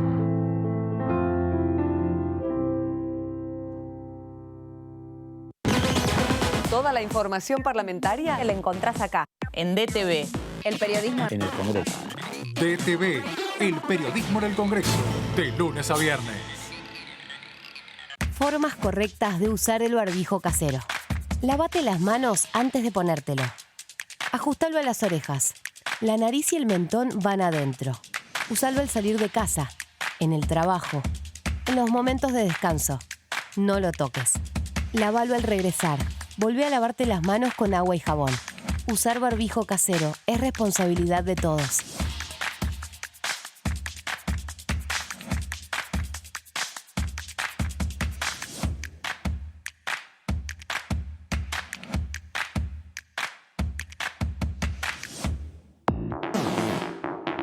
Toda la actividad parlamentaria de la Cámara de Diputados. En la Cámara de Diputados de la Nación, la información es mucha. La cobertura del tratamiento político de leyes.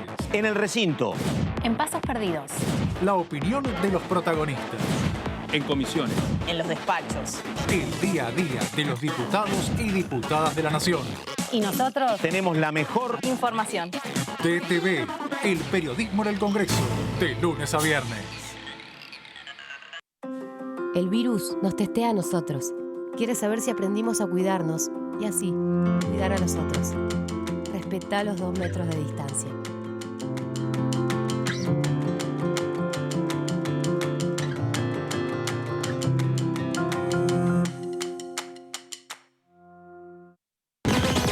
Toda la información parlamentaria la encontrás acá, en DTV. El periodismo en el Congreso. DTV, el periodismo en el Congreso, de lunes a viernes.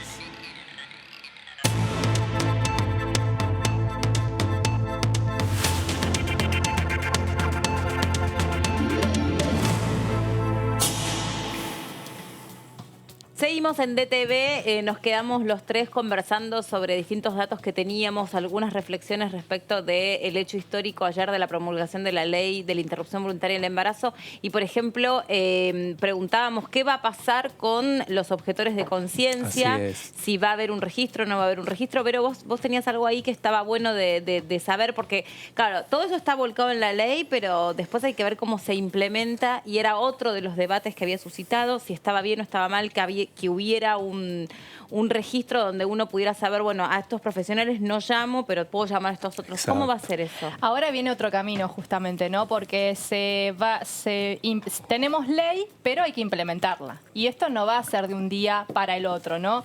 Y justamente ayer desde el Ministerio de las Mujeres me comentaban, no se va a trabajar con el tema de objetores de conciencia, pero sí desde el Ministerio de Salud van a trabajar con quienes van a ser los efectores, los que van a hacer esta práctica. Y por eso van a estar armando o haciendo un mapeo de quiénes son los efectores de esta práctica de aborto. ¿Y qué va a estar colgado en internet? ¿Dónde va a estar colgado? Bueno, ese es el trabajo que ahora tiene también el Ministerio de Salud. No, yo no tengo la certeza de cómo va a estar colgado, pero sí... ¿Cómo que no tenés la certeza? No la tengo. Te pido que me perdones esta. Déjame pasar esta, pero bueno. Entre lo que me comentaban esta situación. Y lo que sí es importante saber es que hay una línea telefónica, que es un 0800, que ahora en un rato si quieren la vamos a estar repasando, que si la mujer que llegue a una clínica, sea pública o privada, y no quieran hacerle, no le quieran hacer la práctica de aborto, que ahora la tienen que hacer todos, es legal y tiene que hacerse.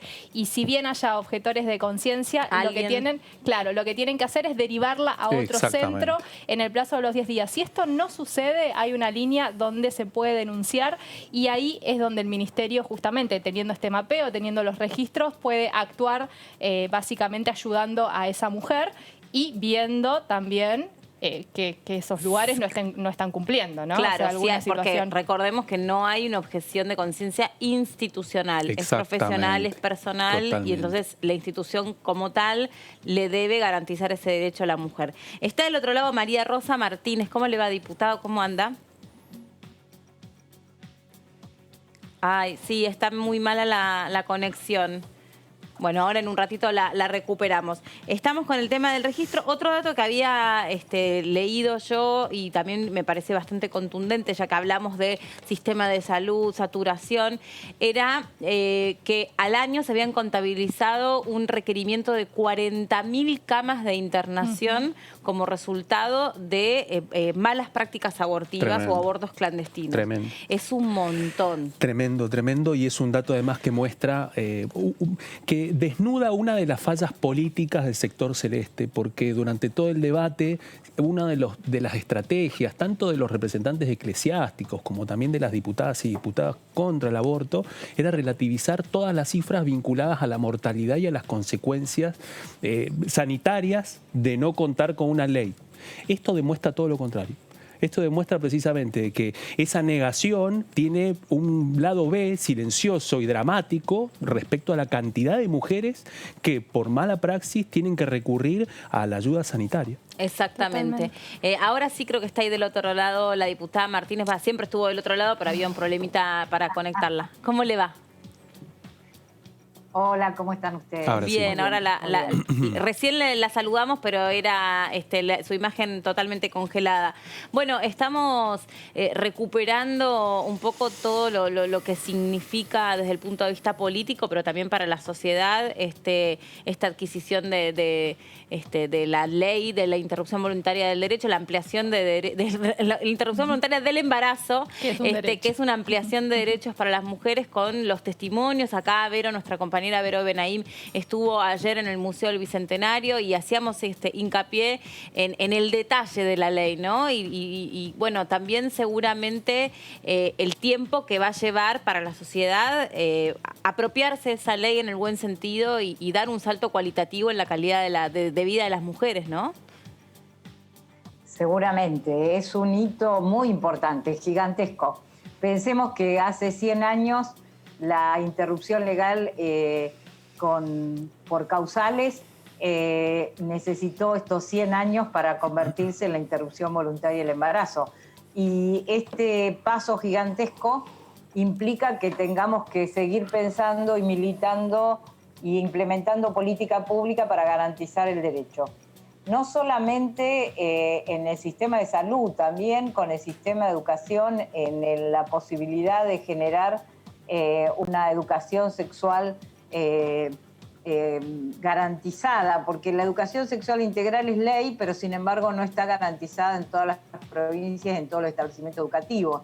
Así que vamos a tener una tarea ardua, como sabemos, las mujeres y la diversidad, y por supuesto convocando siempre a los varones a que sean parte de esta lucha, pero que seguramente nos da un piso de derechos diferentes del que teníamos hasta ahora. Estoy muy contenta con esta posibilidad de seguir avanzando en derechos. Bueno, después de ese enorme paso, creo que sin lugar a dudas la ley de la interrupción voluntaria del embarazo y la ley de los 1000 días fue como el sello con lacra de oro que tuvo este año parlamentario tan particular. Este año particular por todo sentido, no solamente el parlamentario, pero bueno, se aprobaron un montón de leyes y demás. ¿Hacia dónde le gustaría o en qué sentido le gustaría trabajar este año vigente, el 2021? A donde todavía estamos con la pandemia a cuestas sobre nuestras espaldas. Ahí se me congeló de vuelta la diputada, no sé si la tenemos. Ahí está. Miren, está complicada la comunicación, por lo tanto, sin ninguna duda que uno de los temas va a ser la conectividad en todo nuestro país, controlar los lugares más lejanos de nuestro país y sobre todo para los niños, las niñas y los adolescentes y la escolaridad. Me parece que con la agenda de género y diversidad y con la agenda de trabajo vamos a tener que ponerle mucho énfasis al tema de generación de trabajo en condiciones de derechos y de dignidad, y para esto una de las agendas pendientes son las políticas de cuidado, que tienen que ver con alrededor de 1 millón, sobre todo de mujeres trabajadoras, desde hace entre 30 y 40 años, y de sistemas de cuidados que vamos a tener que legislar. En eso también está avanzando el Ministerio de las Mujeres y, por supuesto, la Cámara de Diputados, los espacios sindicales. Me parece que eso es un desafío enorme. Al igual que un proyecto que quedó ahí en la gatera, que tiene que ver con el otorgamiento de tierras fiscales improductivas o ociosas a productores y a personas que deseen volver al campo y producir con soberanía alimentaria y con industrialización en origen. Eso me parece, junto con la agenda de creación de trabajo digno, que van a ser los pilares de este 2021. Porque creo que allí hay una deuda pendiente y una necesidad de restituir derechos que tienen que ver con la posibilidad del trabajo a las mujeres, a los varones, a la diversidad, el cumplimiento del cupo laboral trans, me parece que es un desafío enorme. La reglamentación de la ley de teletrabajo, que fue tan importante, sancionada durante el 2020. Bueno, tenemos muchas cuestiones pendientes. Yo creo que esta Cámara ha demostrado que en las peores condiciones, en las más complejas, que durante los primeros meses de cuarentena fueron rápidamente superadas por los y las trabajadores de la Cámara, que generaron la posibilidad de funcionar de manera virtual. Y bueno, y vamos a seguir trabajando con mucho empeño, con mucho compromiso, como lo venimos haciendo hasta ahora. Diputada, ¿qué tal? Verónica Benaim la saluda. ¿Cómo le va? Buenas tardes. Hola, Vero. Pensaba en lo que venía diciendo en cuanto a proyectos o fortalecer los sistemas de cuidados, de salud, el tema de la soberanía alimentaria, y me quería ir a lo inmediato, a las posibles sesiones extraordinarias y el temario, donde allí hay un proyecto de ley vinculado a estas cuestiones que es el de etiquetado frontal. ¿Cómo ve el tratamiento de este proyecto en sesiones extraordinarias? ¿Cree que es un proyecto justamente para que salga en este marco de trabajo del Congreso de la Nación? ¿Hay una necesidad? Por supuesto, yo creo que es un proyecto que también nos quedó ahí pendiente sobre el final de sesiones ordinarias y que sin duda es un proyecto que hace a la calidad de vida, a la calidad de nutrición, a la... Mira, con los proyectos que hemos trabajado durante este año se han develado muchas cuestiones que en este caso tienen que ver con que el sector empresario también se va a ver beneficiado, porque muchas veces aparece como crítica que las empresas van a tener más dificultades para la venta. Y yo creo que la venta tiene que estar relacionada con la verdad del producto que se vende. Y creo que esto va a ser posible que muchos de los consumidores, las consumidoras, tengamos acceso a una información rápida y veraz que nos haga generar mejores calidades alimentarias. Y esto tiene que ver también con la cultura alimentaria y con el consumo. Yo estoy totalmente de acuerdo. Ojalá podamos tratarlo en extraordinarias y que sea sancionado. Es un proyecto muy importante, muy, muy importante.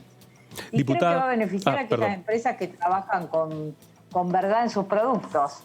Claro. Perdón, diputada, ¿cómo le va? Claudio Mardones la saluda desde el piso. Diputada, ya que estamos hablando de lo que es la agenda inmediata, quería preguntarle, porque tiene que ver con algo que vamos a contar dentro de un ratito. La mayoría de los titulares de bloque se están preparando para retomar la actividad la semana que viene. Hay una expectativa con respecto a la firma de un decreto para ampliar el temario de extraordinarias. Entre ellos está vinculado también la ley de biocombustible. Quería preguntarle, teniendo en cuenta que todos los diputados y diputadas están pendientes con respecto a esa señal. ¿Qué se sabe dentro del bloque respecto al trabajo de las próximas semanas? ¿Se están preparando para una sesión extraordinaria la semana que viene? Mira, estuvimos algunas reuniones, vamos a tener reuniones de comisión la semana que viene. Y si no es la semana que viene, será la próxima que sesionemos. La idea de ampliar extraordinarias a partir del 3 de enero hasta el 28 de febrero tiene que ver con el funcionamiento de la Cámara, que sigue totalmente activa. Así que seguramente vamos a estar sesionando entre el 26, el 27 y la semana que viene reuniones de comisión. Hay un tema que es de estricta actualidad, que es la puesta en duda sobre el comienzo de clases. Los gremios docentes están muy preocupados por la pandemia, están tratando de resistir el regreso a la presencialidad, ya que hablamos de presencialidad en el Congreso. ¿Cuál es la situación en la provincia de Buenos Aires? ¿Qué cree que va a pasar con los chicos si los chicos no vuelven a clase por segundo año consecutivo? ¿Frente a qué situación vamos a estar? Mira, la primera cuestión me parece es reconocer la pandemia a nivel global en la Argentina, la segunda y la tercera ola en otros países de pandemia más virulenta y contagiosa, pero sin ninguna duda hay una vocación, una voluntad, un deseo de las autoridades de la provincia de Buenos Aires, de las autoridades a nivel nacional de retomar la presencialidad. Y de los docentes también, porque creo que la carga laboral que ha significado la pandemia ha generado, por lo menos en la mayoría de ellas, que son mujeres, doble tarea, la tarea de generar dispositivos de educación a distancia y muchas veces complejizada con la tarea del hogar. Así que creo que voluntad hay, me parece que tiene que ver con cuáles van a ser las condiciones reales, si se incrementan o se logran amesetar los casos.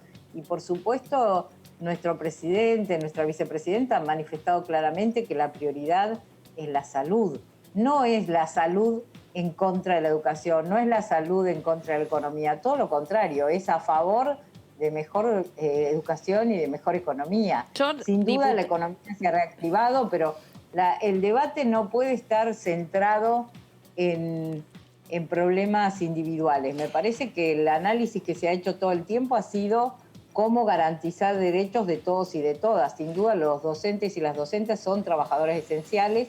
Ojalá puedan vacunarse antes del arranque de clases y ojalá podamos tener clases presenciales. Lo que pasa, diputada, yo no quiero contradecirla, sino traer como la mayor información posible y de acá es que me sirve su opinión. Por un lado, la cantidad de dosis de vacunas, no en Argentina, sino en el mundo, no están dando abasto para cubrir a los esenciales, comprendiendo en este sentido también a los docentes, que entiendo que el gobierno nacional no quiere atar la vacunación al regreso a clases, pero bueno, los docentes dicen, la verdad que sí, yo quiero que esté atado. Pero yo, con los docentes con los que he venido hablando y escuchando, no quieren, no porque haya sido fácil dar clases desde los dispositivos virtuales, pero bueno, hay un riesgo sanitario para ellos, para sus familias y bueno, sienten, me parece, por lo que yo estuve escuchando y entrevistando, sienten que no están dadas las condiciones, ni siquiera salariales, para hacerle frente a esta situación, ¿no? Entonces me parece que estamos una vez más frente a un año, desde el punto de vista educativo, académico, difícil. Sí, se habló bastante de una semipresencialidad, lo cual pondría también la situación sanitaria como prioridad. Y nuestro gobierno va a tener en cuenta esa situación. No es que se vaya a generar una imposición que desconozca cuál es la situación de la... y también la situación de los y las adolescentes, para los cuales, y los niños y las niñas, para los cuales ha sido bien complejo sostener la educabilidad en estas condiciones. O sea, me parece que amerita un análisis completo. Ojalá podamos estar avanzando con la cuestión de vacunas y que garanticemos que los chicos y las chicas puedan tener alguna presencialidad. Pero me parece que está bien que se anticipen estas discusiones, me parece muy bien y muy interesante que ustedes comunicadores accedan a la mayor cantidad de voces y nosotras también, a través de ustedes y a través del diálogo con los sindicatos, con los docentes, con las docentes, hay preocupación generalizada. La verdad que la pandemia ha dejado una serie de nuevos temas que sin duda vamos a tener que atravesar. No podemos escapar a esto. Diputada, Vamos a resolverlo. Sí. Bien. No, pensaba que cuando hablaba de esta, que sin duda hubo una reactivación económica, pensaba, o consultarla en realidad, ¿usted cree que esa reactivación económica alcanza o para que haya medidas más severas y de que se vuelva, digamos, a una cuarentena como hubo el año pasado en marzo? Mira, yo espero que nosotros, nosotras, nosotres tengamos la responsabilidad suficiente para garantizar, seguir cuidándonos y que la pandemia no siga haciendo, no siga elevando la cantidad de casos, que podamos llegar con la vacuna a tiempo. La actividad económica sin duda necesita mayor reactivación de la que tenemos hoy. Hubo pérdida de puestos de trabajo importante, necesitamos recuperar puestos de trabajo. Y realmente deseo, si vos me preguntás qué deseo, es que podamos seguir en este camino de mejora de la situación. Lo que pasa es que es algo impredecible hasta cierto punto y lo vemos cuando analizamos las noticias a nivel internacional. O sea, hay países que recuperaron algo de actividad económica, algo de turismo y que hoy están cerrando nuevamente todas las actividades que habían abierto. Bueno, yo espero que esto no nos pase en la Argentina porque sin duda las vacunas están llegando, pero no en la cantidad que necesitaríamos para que la pandemia tenga un respiro. Ojalá podamos. Ese es el deseo de todos y la apelación a la responsabilidad ciudadana, porque creo que eso es fundamental, a la responsabilidad de los chicos, de las chicas y de todos nosotros y nosotras. Diputada, ¿cómo le va? Claudio Mardones la saluda. ¿Sabe qué? Quería hacerle una pregunta a partir de lo que nos venía comentando respecto a la ley de etiquetado, porque dentro de lo que es los plazos más cortos del trabajo legislativo, en extraordinaria se espera también que sea incluida la ley de beneficios para la industria de los biocombustibles. Se lo pregunto por lo siguiente, porque hay versiones respecto a un posible cambio en la ley de biocombustibles. ¿Para qué? Para poder equilibrar lo que podría ser los perjuicios económicos que van a afrontar la industria azucarera a partir del avance de la ley de etiquetado. ¿Qué información tiene usted al respecto? ¿Existe esa negociación? ¿Existe la posibilidad de que en la negociación legislativa se pueda tomar el planteo de las industrias azucareras, equilibrarlas a partir de un cambio en la ley de biocombustibles y allanar el camino para que avance la ley de etiquetado tal como fue votada en el Senado? Mira, sinceramente no tengo información al respecto. Sé que la semana próxima vamos a tener reuniones de comisión y seguramente se tomará en cuenta si es una negociación existente. Sin duda las que más van a perder son no la industria azucarera, sino aquella que genera productos químicos, claro, más edulcorantes que la industria azucarera. Sin embargo, la industria azucarera es una de las que resiste la cuestión de etiquetado, que ya fue tratada en comisión, que viene del Senado, así es, que viene mejorada. Bueno, espero que podamos tratarla en ese marco. Y también que de alguna manera desmitifiquemos algunas ideas de pérdida que no son reales. La industria que más va a perder me parece que tiene que ver con las fabricaciones químicas. Es un problema, ¿no? Si diputada, porque la mayoría de los productos en los etiquetados que hay vigentes, todos en general dicen edulcorante y no sabemos a qué se refiere, ¿no? Es un gran problema ese. La composición de... Queremos que haya claridad en eso. Además, nosotros tenemos la stevia, que es un edulcorante natural de una planta argentina del norte. Y por otro lado, el azúcar, que en cantidades adecuadas no produce daño.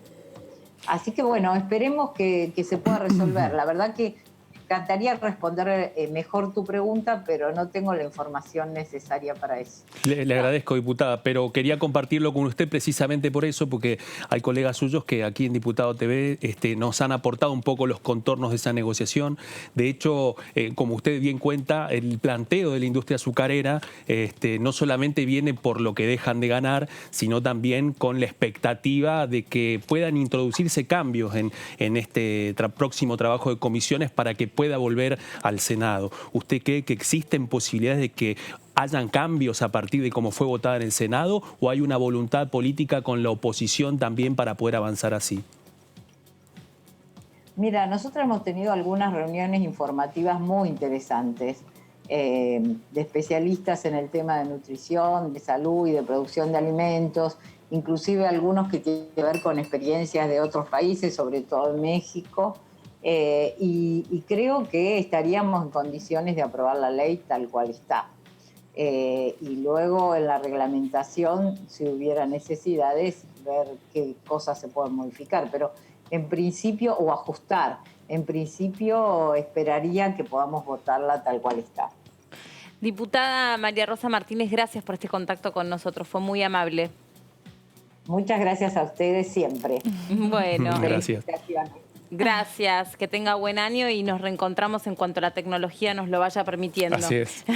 Bueno, por suerte pudimos conversar porque por momentos se vuelve complicado. Y también del otro lado ya está el diputado del Cerro para sumarse a DTV. ¿Cómo le va, diputado? ¿Cómo anda? Muy bien, ¿cómo están ustedes? Muchas gracias por la invitación y buenas tardes. ¿Qué tal? Bien, a ver, ahora lo vamos a tratar de ver. ¿Usted está en la provincia de Santa Fe? Así es. Bueno, ¿cómo está en Rosario? ¿Cómo está la situación pandémica ahí en Rosario? Acompaña la situación nacional, propia como las grandes urbes, donde existen amontonamientos, existen tráficos, siempre tienen niveles más altos de contagiosidad y niveles más altos de epidemiológicamente altos, tanto de enfermos como de muertes, ¿no? Claro. Así que zonas de concentración, como es la capital federal, como son los grandes municipios de alrededor de Buenos Aires, como es la ciudad de Córdoba, en fin, las grandes aglomeraciones urbanas acá y en el mundo. ¿Y cree que van a poder volver las clases presenciales ahí en Rosario? Yo creo que ese fenómeno merece más bien un análisis político, no solamente epidemiológico, ¿no?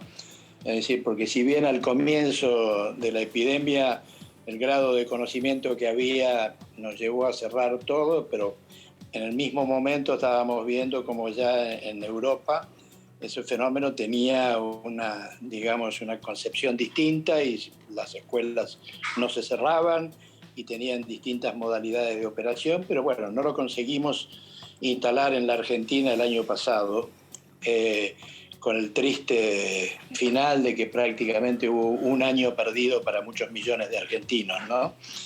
Que quién sabe si se podrán recuperar o no, esta es la pérdida, pero bueno, esperemos que podamos iniciar este año a partir de febrero con clases presenciales, las distintas modalidades que protejan a todos los actores de la situación epidemiológica, pero que comprendamos que es una situación que se puede manejar con otros criterios que los habituales, pero se puede dar. Hay experiencia acumulada en el mundo y en distintos lugares como para que esto se pueda llevar adelante en la Argentina. Diputado, ¿qué tal? Creo que es una cuestión más política que de política pública.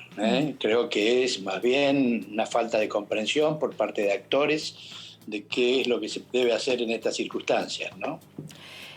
Hola, diputado, ¿cómo le va? Verónica Benaim lo saluda. Bueno, estamos... ¿Cómo le va? Estamos dentro del periodo de sesiones extraordinarias con una posible convocatoria de sesión que, bueno, hasta el momento por lo que venimos recogiendo durante esta semana, pareciera que no va a ser la semana que viene, sino que la última de enero. ¿Qué novedades tienen ustedes? ¿Cómo está el tema dentro del interbloque para poder sesionar en este contexto? ¿Han tenido reuniones? ¿Hay una posibilidad de un acuerdo para poder avanzar en esta sesión extraordinaria? Bueno, la intención y la disponibilidad para formular acuerdos la tenemos siempre, la hemos demostrado a lo largo de todo el año. El problema es que, bueno, las condiciones muchas veces las tiene que fijar el tema, las mayorías las fijan y las mayorías tienen que tener ciertos respetos por las minorías. Es decir, habiendo esos acuerdos que comprenden, bueno, la cuestión de los protocolos, que hay que renovarlos, con respecto al concepto de presencialidad, la característica que tenga esa presencialidad, es un punto. Y los segundos puntos son los temarios. Si se respetan los temas que citó el Ejecutivo, que son todos temas que son importantes en tiempos de pandemia, que justifican, ¿no es cierto?, que haya reuniones extraordinarias y que justifican que nos reunamos y justifican que nos dediquemos, nos van a contar. Si los temas son temas que realmente no se justifican en términos de pandemia y todas esas cosas, seguramente la negociación va a ser más ardua y veremos cómo se desenvuelve, pero tiene que haber, por sobre todas las cosas, un claro concepto de que vamos a estar apoyando todo lo que sean políticas públicas relativas a la pandemia. No vamos a apoyar cosas que no pueden esperar para otros momentos, y quién sabe si no deben esperar para siempre. En este sentido, cuando usted refiere a esos proyectos, ¿a qué iniciativas más se está refiriendo básicamente? ¿Habla un poco de los proyectos que están vinculados a lo judicial, por ejemplo? Por supuesto, lo judicial no creo que tenga ninguna urgencia vinculada con la pandemia, ¿no? Salvo muy puntualmente algún caso muy específico que haya salido y que no lo conocemos. Pero no es para un tema a tratar en épocas de pandemia, donde hay muchas otras cosas y donde la sociedad argentina está reclamando muchos puntos en común en términos de salud pública, problemas importantes, serios, como son los temas de vacunas y el tema de la vacunación, de manera tal de que son dos temas que exigen mucho más, tal vez, que cualquier tema referido a la justicia, ¿no? Seguramente, ¿no? Eso que quede muy clarito, por lo menos de parte de lo que es razonable pensar para la sociedad argentina, ¿no? Perdón, Claudio. No, por favor. Pero, diputado, recién cuando le completaba la respuesta a mi compañera, dijo, y hay temas que van a tener que esperar, y no sé si hay temas que no tendrán que esperar para siempre. ¿A qué se refiere? Y por supuesto, si hay algunas cosas que merecen reformas constitucionales o que implican veladamente reformas constitucionales, me parece que primero hay que hacer una convocatoria nacional como para ver la importancia del tema, votar una ley de convocatoria a una convención constituyente, en fin, las cosas que corresponden y que tienen su diseño constitucional. Diputado del Cerro, ¿cómo le va? Claudio Mardones lo saluda. Diputado, le quería preguntar, usted es uno de los representantes de su bloque más críticos con respecto al plan de vacunación y con respecto a la política sanitaria federal. A usted, como especialista y como trabajador de la salud, ¿se va a poner la vacuna? Por supuesto que sí. Yo creo que hay dos cosas que se tienen que separar. Me parece que la lectura de la formulación que tiene la vacuna rusa es una vacuna que está bien pensada, está bien estructurada y que la medicina rusa desde ese punto de vista es una medicina importante y que se le puede dar un marco de justicia recibiéndola correctamente. No es así el comportamiento que ha tenido la clase política argentina con respecto a esto y no es así el comportamiento que también tiene Rusia con respecto a la publicidad de sus actos, ¿cierto? Con respecto a actos que conciernen a muchos pueblos, como en este caso de las vacunas. El solo hecho que conciernan a muchos pueblos implicaría que ellos deberían tener otra conducta pública con respecto a la divulgación y a la aprobación de hechos que competen casi a la humanidad, ¿no? Porque prácticamente la vacuna rusa puede ser aplicada en muchos países y no tendría por qué sujetarse a normas que no sean las normas internacionales o los usos y costumbres internacionales. Yo creo que lo que puede llamarse de alguna manera secreto, en este caso reviste la característica de una politicidad que es ajena al pensamiento médico, que es ajena al pensamiento con que se debe y se está enfocando la pandemia en el mundo. En ese sentido, diputado, noto un giro con respecto a esta apreciación muy distinto a lo que fue el discurso de Juntos por el Cambio durante la segunda mitad de diciembre pasado. Noto que han moderado un poco las críticas. Se lo pregunto, se lo consulto, diputado, precisamente si es que han evaluado el riesgo de que con ese discurso ser muy funcionales con el movimiento antivacunas. Por eso se lo consulto. No. Me parece que hay una generalización indebida. Nosotros, Juntos por el Cambio, por lo menos en la Comisión de Salud de la que yo no participo de la mesa, lógicamente, de conducción del movimiento, ¿no? Pero la Comisión de Salud de la que yo participo, y mi opinión en particular es la que le he dicho, ¿no? Yo por lo menos tengo una posición clara con respecto al nivel de cientificidad que tiene la vacuna rusa. Así que soy absolutamente permisivo a su compra y soy permitivo a su aplicación en la forma que ha sido formulada, en 2 dosis, ¿no es cierto? No hay evidencias, por lo menos comunicadas, que una dosis podría ser y se podría repetir la otra un tiempo alejado a lo que se ha puesto hasta ahora. No hay pruebas contundentes como para hacer una modificación del plan de vacunación. Así que la posición, por lo menos mía, desde el punto de vista de la Comisión de Salud, es que esa vacuna tiene un grado de elaboración correcta para lo que ha sido y lo que ha sido comunicado hasta ahora. Es decir, hasta menores de 60 años. Los mayores de 60 años no hay evidencias. El plan de vacunación debe ser contemplado como fue en 2 dosis y hasta ahora. No hay evidencias todavía para decir que puede ser una sola dosis y modificar el plan de vacunación. Si es ahí, hasta ahí es lo que yo pienso y lo que yo acuerdo y lo que yo digo. Y a lo que yo me refiero cuando tengo alguna reunión de bloque o alguna reunión de Comisión de Salud, esa es mi opinión. Ya le dije que con respecto a la forma que se comportó el gobierno argentino en estos temas, la épica del vuelo, cosa que me parece ridícula, para no decir ninguna otra palabra un poco más fuerte, y algunas otras cuestiones las dejo de lado porque no son propias de una comunicación en salud pública. Esas no son maneras de comunicar en salud pública y menos en una situación de pandemia. Hablando de salud... Y con respecto...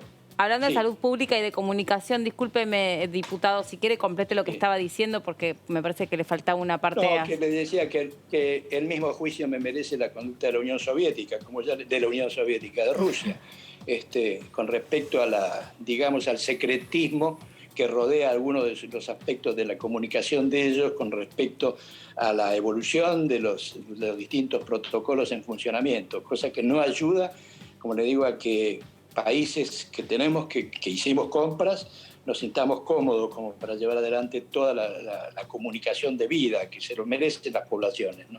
Sí, por un lado quería consultarle, le quería hacer 2 preguntas. Una en relación a lo que hablaba recién con Claudio, sobre esto que usted observa en cuanto a la comunicación aplicada a la salud pública, porque hubo mucha confusión, hubo un requerimiento por parte de la oposición para que el ministro de Salud diera explicaciones respecto de cuál va a ser el plan que se implemente aquí, a quiénes, la investigación con la que se cuenta respecto del Sputnik y finalmente nos fueron confirmando los colegas suyos que integran el mismo espacio político que no van a concurrir a esa reunión con el ministro de Salud. Le quería consultar en este sentido si ¿no le parece que se está desaprovechando alguna instancia como para hacer todas estas preguntas que son tan pertinentes y que son tan útiles para la sociedad también? Eso sería pertinente si el ministro hubiera llevado adelante una conducta debida hacia el Parlamento. El Parlamento argentino le ha pedido por lo menos en 38 oportunidades a las distintas autoridades de salud pública desde el mes de julio hasta acá, distintas formas de informarnos con respecto para hacer, ¿no es cierto?, nuestros aportes necesarios y como para que los errores que nosotros veíamos en la comunicación pública pudieran ser, digamos, corregidos y tuvieran de alguna manera el aporte de la oposición. Ninguna de esas cosas fue cumplida, ni la más mínima de un pedido de informes que hice yo, por ejemplo, allá por el mes de octubre. Empezamos con este tipo de cosas y hubo anticipados. Y hasta hay un pedido de juicio político al ministro. Sí. por falta de concurrencia, por falta de no concurrir al Parlamento y darle al Parlamento... ¿Alguien le hizo una denuncia por envenenamiento al ministro, puede ser? La coalición cívica. No, eso no. Elisa Carrió, sí. Elisa Carrió y la acompañaron a esa denuncia los diputados de la coalición, Manuel, el jefe hoy del bloque, Juan Manuel López, y también la legisladora Mónica Frade y la legisladora Stirling acompañaron. ¿Y qué le parece eso? No conozco, esa es una cuestión ajena al bloque, ajena al interbloque, por lo menos ya lo ven claramente por su compañera, que ya cita solamente la coalición cívica. Sí. Es decir, no es un tema que haya tenido tratamiento público en la Comisión de Salud. Sí. No, bueno, igualmente, aunque sea otro espacio político, le quiero preguntar qué piensa. No sé qué tiene... No puedo referirme a eso porque no conozco en qué base una cuestión de intoxicación, como dicen ustedes, porque no sé, realmente. No es que tenga ningún reparo en contestarla, sino simplemente que tengo ignorancia de a qué se refieren. Bueno, y lo otro que le quería consultar concretamente era sobre otra epidemia que tenemos lamentablemente, que es la violencia contra las mujeres, a donde, bueno, se han ampliado derechos, existen un montón de resortes por parte del Estado, por parte del Parlamento, pero sin embargo, y lamentablemente durante la cuarentena, las cifras de la violencia contra la mujer no han logrado disminuir, no han logrado controlarse, las mujeres nos siguen matando solo por nuestra condición de ser mujer. ¿Hay una deuda pendiente en este sentido? ¿Le parece que hay algo más, algún esfuerzo más que se pueda hacer por parte del Parlamento para poder controlar esta situación tan dramática? Sí, por supuesto. También, como le dijo, que hemos tenido muchísimas dedicación a las necesidades de que el ministro y sus asesores concurran al Parlamento, como para hacer nuestros aportes. Lo mismo podemos decir en el tema de seguridad en general que se operó en el país con respecto a la interpretación que se dio a los decretos de necesidad y urgencia, que apoyaban de alguna manera la actividad, digamos, la particularidad de que cada policía provincial determinara los mecanismos de acceso o no acceso, de libertad o no libertad que tuvieran los ciudadanos en distintas actividades, y eso indudablemente que determinó muchos actos de violencia, incluso muertes en muchas provincias, claro, como fueron la provincia de Córdoba, como fue la provincia de San Luis, como fue la provincia de Buenos Aires, como fue la provincia de Formosa, el penoso espectáculo de ver en Formosa ciudadanos argentinos a la vera de la ruta durante meses, en fin, todas esas cuestiones que lógicamente generaron violencia, y algunos aspectos de esa violencia se vehiculizaron por el lado de los femicidios. Yo creo que también hicimos muchos aportes desde el Frente de Juntos por el Cambio para tratar de corregir y atenuar evidentemente las faltas de interpretación adecuada en términos de salud pública de lo que era el confinamiento de las personas y de las condiciones que tenían que tener el policiamiento de esos hechos, ¿no? Y las formas de trato que debían guardar las policías provinciales y el concepto que tenía, ¿no es cierto? Y cuál era realmente el grado de limitación que podía tener y sentido epidemiológico, que las fuerzas policiales evidentemente en muchos lados no estaban en condiciones de entender porque no habían recibido la información y la formación adecuada para una situación de epidemia, ¿no? Bueno, diputado... Es decir, que por supuesto, como conclusión, hay mucho por hacer como para que este hecho tampoco se refleje, porque si vamos a estar todo el año de epidemia, puede ser que tengamos que seguir insistiendo en que las formas de policiamiento que pueden tener las medidas restrictivas necesitan policías que tengan la debida formación e información como para ser vehículos adecuados de la transmisión de los conceptos epidemiológicos a la población y no un policiamiento de tipo violento, claro, que lógicamente no aporta nada. O abusivo, sí. Diputado sí, violento. Claro. Bueno, sí, gracias por este contacto con nosotros, que siga muy bien. No, muchas gracias a ustedes y a disposición. Gracias, adiós. Hasta luego. Claudio, ¿tenés información para compartir con nosotros? Así es. Un poco poder compartir cuál es la agenda de trabajo inmediata para lo que queda de la segunda mitad de enero, ¿no? Estamos en horas de definiciones, porque hasta ahora la información disponible es que el Poder Ejecutivo tiene para la firma, el presidente Alberto Fernández está preparándose para firmar otro decreto para ampliar el temario de sesiones extraordinarias. Hasta ahora hemos contado que el 30 de noviembre el presidente firmó un decreto, después lo amplió, en donde se incluyeron 27 proyectos para tratar dentro del temario de extraordinarias. Sin embargo, antes de la finalización del año, el titular de la Cámara, Sergio Massa, deslizó en un momento la posibilidad de que se tratara la ley de biocombustibles. Esto a partir de un planteo de una diputada de la coalición cívica que pidió que fuera tratado inmediatamente. ¿Qué es la ley de biocombustibles? Es una ley que ya existe, que lo que votó el Senado fue precisamente su prórroga, y eso implica que pase lo más rápido posible por la Cámara de Diputados. Precisamente esta ley no está en el temario de extraordinarias, seguía incluido en el proyecto junto con otro que también presentó el Poder Ejecutivo, que tiene que ver con el nuevo régimen para monotributistas, que tiene que ver precisamente con el impacto de la pandemia para establecer una adecuación con lo que ha sido este año fiscal tan particular. Bueno, en ese contexto, la mayoría de los presidentes de bloque que hemos tenido la oportunidad de consultar se preparan para una posible sesión la semana que viene. Sin embargo, y como nos contaba nuestra compañera Verónica Benaim, las señales en la Casa Rosada no estarían dando un visto bueno para poder arrancar la semana que viene, sino posiblemente antes de fin de mes. Sin embargo, la actividad en el Congreso comenzaría ya la semana que viene con el trabajo en comisiones a partir de los temas que ya están dentro del trabajo previsto en el decreto del 30 de noviembre para las sesiones extraordinarias. Pero ¿cuál sería el motivo por el cual se correría la fecha original que estaba prevista para la sesión extraordinaria para una semana más? La agenda presidencial básicamente. No hay una cuestión a favor o en contra de ninguna de las iniciativas. Sí hay una agenda abultada en lo que tiene que ver con la situación que se está viviendo sobre los casos en las distintas provincias, las definiciones que se están tomando por estas últimas horas respecto a los rebrotes de contagios por el COVID, pero sí se está trabajando, lo habíamos, como bien contábamos, desde la Secretaría de Relaciones Parlamentarias en Casa Rosada con la Cámara de Diputados y también desde la Secretaría de Legal y Técnica para diagramar este nuevo decreto de ampliación de temario e incluir estos temas. Pero esa sería, digamos, básicamente la situación. A ver, tal vez el decreto puede salir la semana que viene a última hora, capaz que un día antes de la sesión.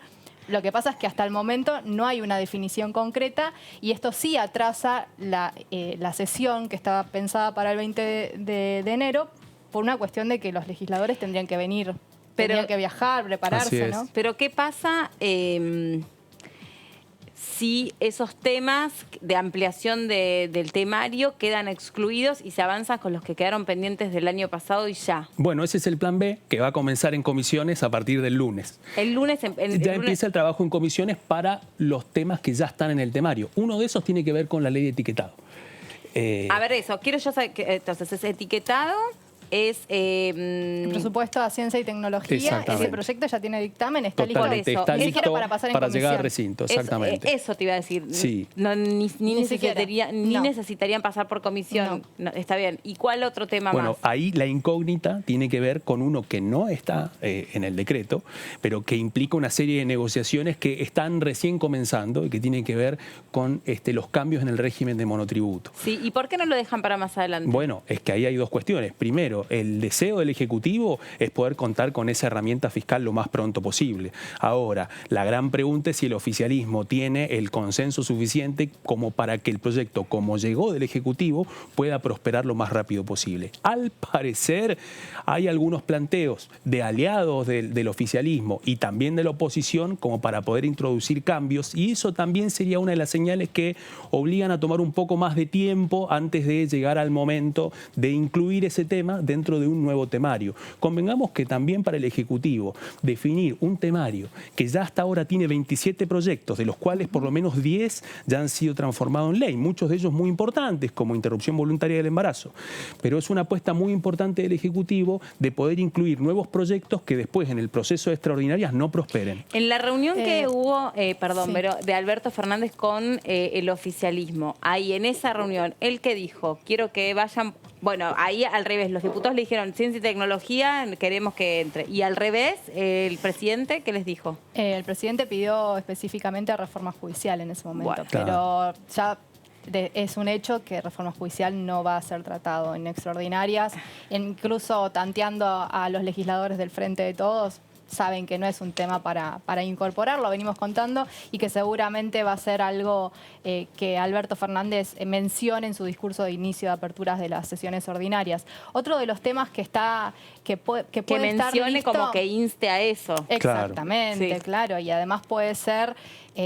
es un tema netamente político en un año electoral y puede ser utilizado también como una nueva bandera, digamos, en cuestión de campaña, ¿no? IBE, sí. Otra de las cuestiones que podría llegar a tratarse sin ningún tipo de inconvenientes es la sostenibilidad de la deuda con el Fondo Monetario Internacional. Ese proyecto sí viene con sanción de la Cámara de Senadores y en principio, al menos cuando estuvimos hablando y preguntando a los diferentes referentes de los distintos bloques, no habría ningún problema en avanzar, digamos, con ratificar este acuerdo donde el Congreso de la Nación queda notificado y va a ser también parte importante y fundamental de las nuevas negociaciones con el Fondo Monetario Internacional, porque lo que establece básicamente, entre varias cuestiones, es que el Congreso de la Nación esté, digamos, sea partícipe ratificando o no las cuestiones que se van negociando. En un contexto en donde además está por comenzar la negociación del tramo más caliente con el Fondo Monetario Internacional en la renegociación de una deuda de 44.000 millones de dólares contraída durante la administración del entonces presidente Mauricio Macri. Lo menciono como un dato contextual porque eso también implica un apelativo del oficialismo a la oposición a partir de lo que ha sido la relación del Palacio de Hacienda, del ministro de Economía con el Congreso. Recordemos que poquito antes del comienzo de la cuarentena y del inicio de la pandemia, el ministro vino el año pasado precisamente para poder explicar a todos los bloques cuál era la política de renegociación, poder avanzar especialmente con la deuda privada y a partir de eso podríamos decir de que hay una interlocución entre oficialismo y oposición respecto a la deuda que ahora se va a poner mucho más a prueba en torno a esta discusión que se avecina. ¿Por qué? Porque además el Senado incluyó una serie de cambios muy importantes en ese proyecto de ley. Uno de esos tiene que ver con la imposibilidad de que el Estado y los estados provinciales se endeuden para financiar gastos corrientes. Ese es un elemento muy importante teniendo en cuenta que venimos de un momento en donde la mayoría de los estados provinciales tienen altísimas deudas en pesos y también en dólares y algunas están en un proceso de renegociación, como sucedió ahora hace muy poquito con la provincia de Córdoba, que concluyó con la renegociación de una enorme deuda en dólares en un momento en donde hubo un cruce muy duro también con la oposición respecto a la posibilidad de que Córdoba cayera en default. Wow, ¿cuánto saben, me quedo así, pasmada. Claudio, ¿vos siempre tenés esa calma así tan agradable para todo? Procuro, pero bueno. No me lo imagino, no siempre tengo tanto no me lo imagino éxito. Caliente ni en el tránsito, no me imagino ni con una bocina. Me imagino que baja la ventana. Disculpe, caballero. Depende de la coyuntura, Siempre con la sonrisa. Siempre. Bueno, muchísimas gracias. Muchísimas Muchas gracias. Claudio, gracias. Vero también. Gracias a vos, Meli. Nos reencontramos la semana que viene. Gracias.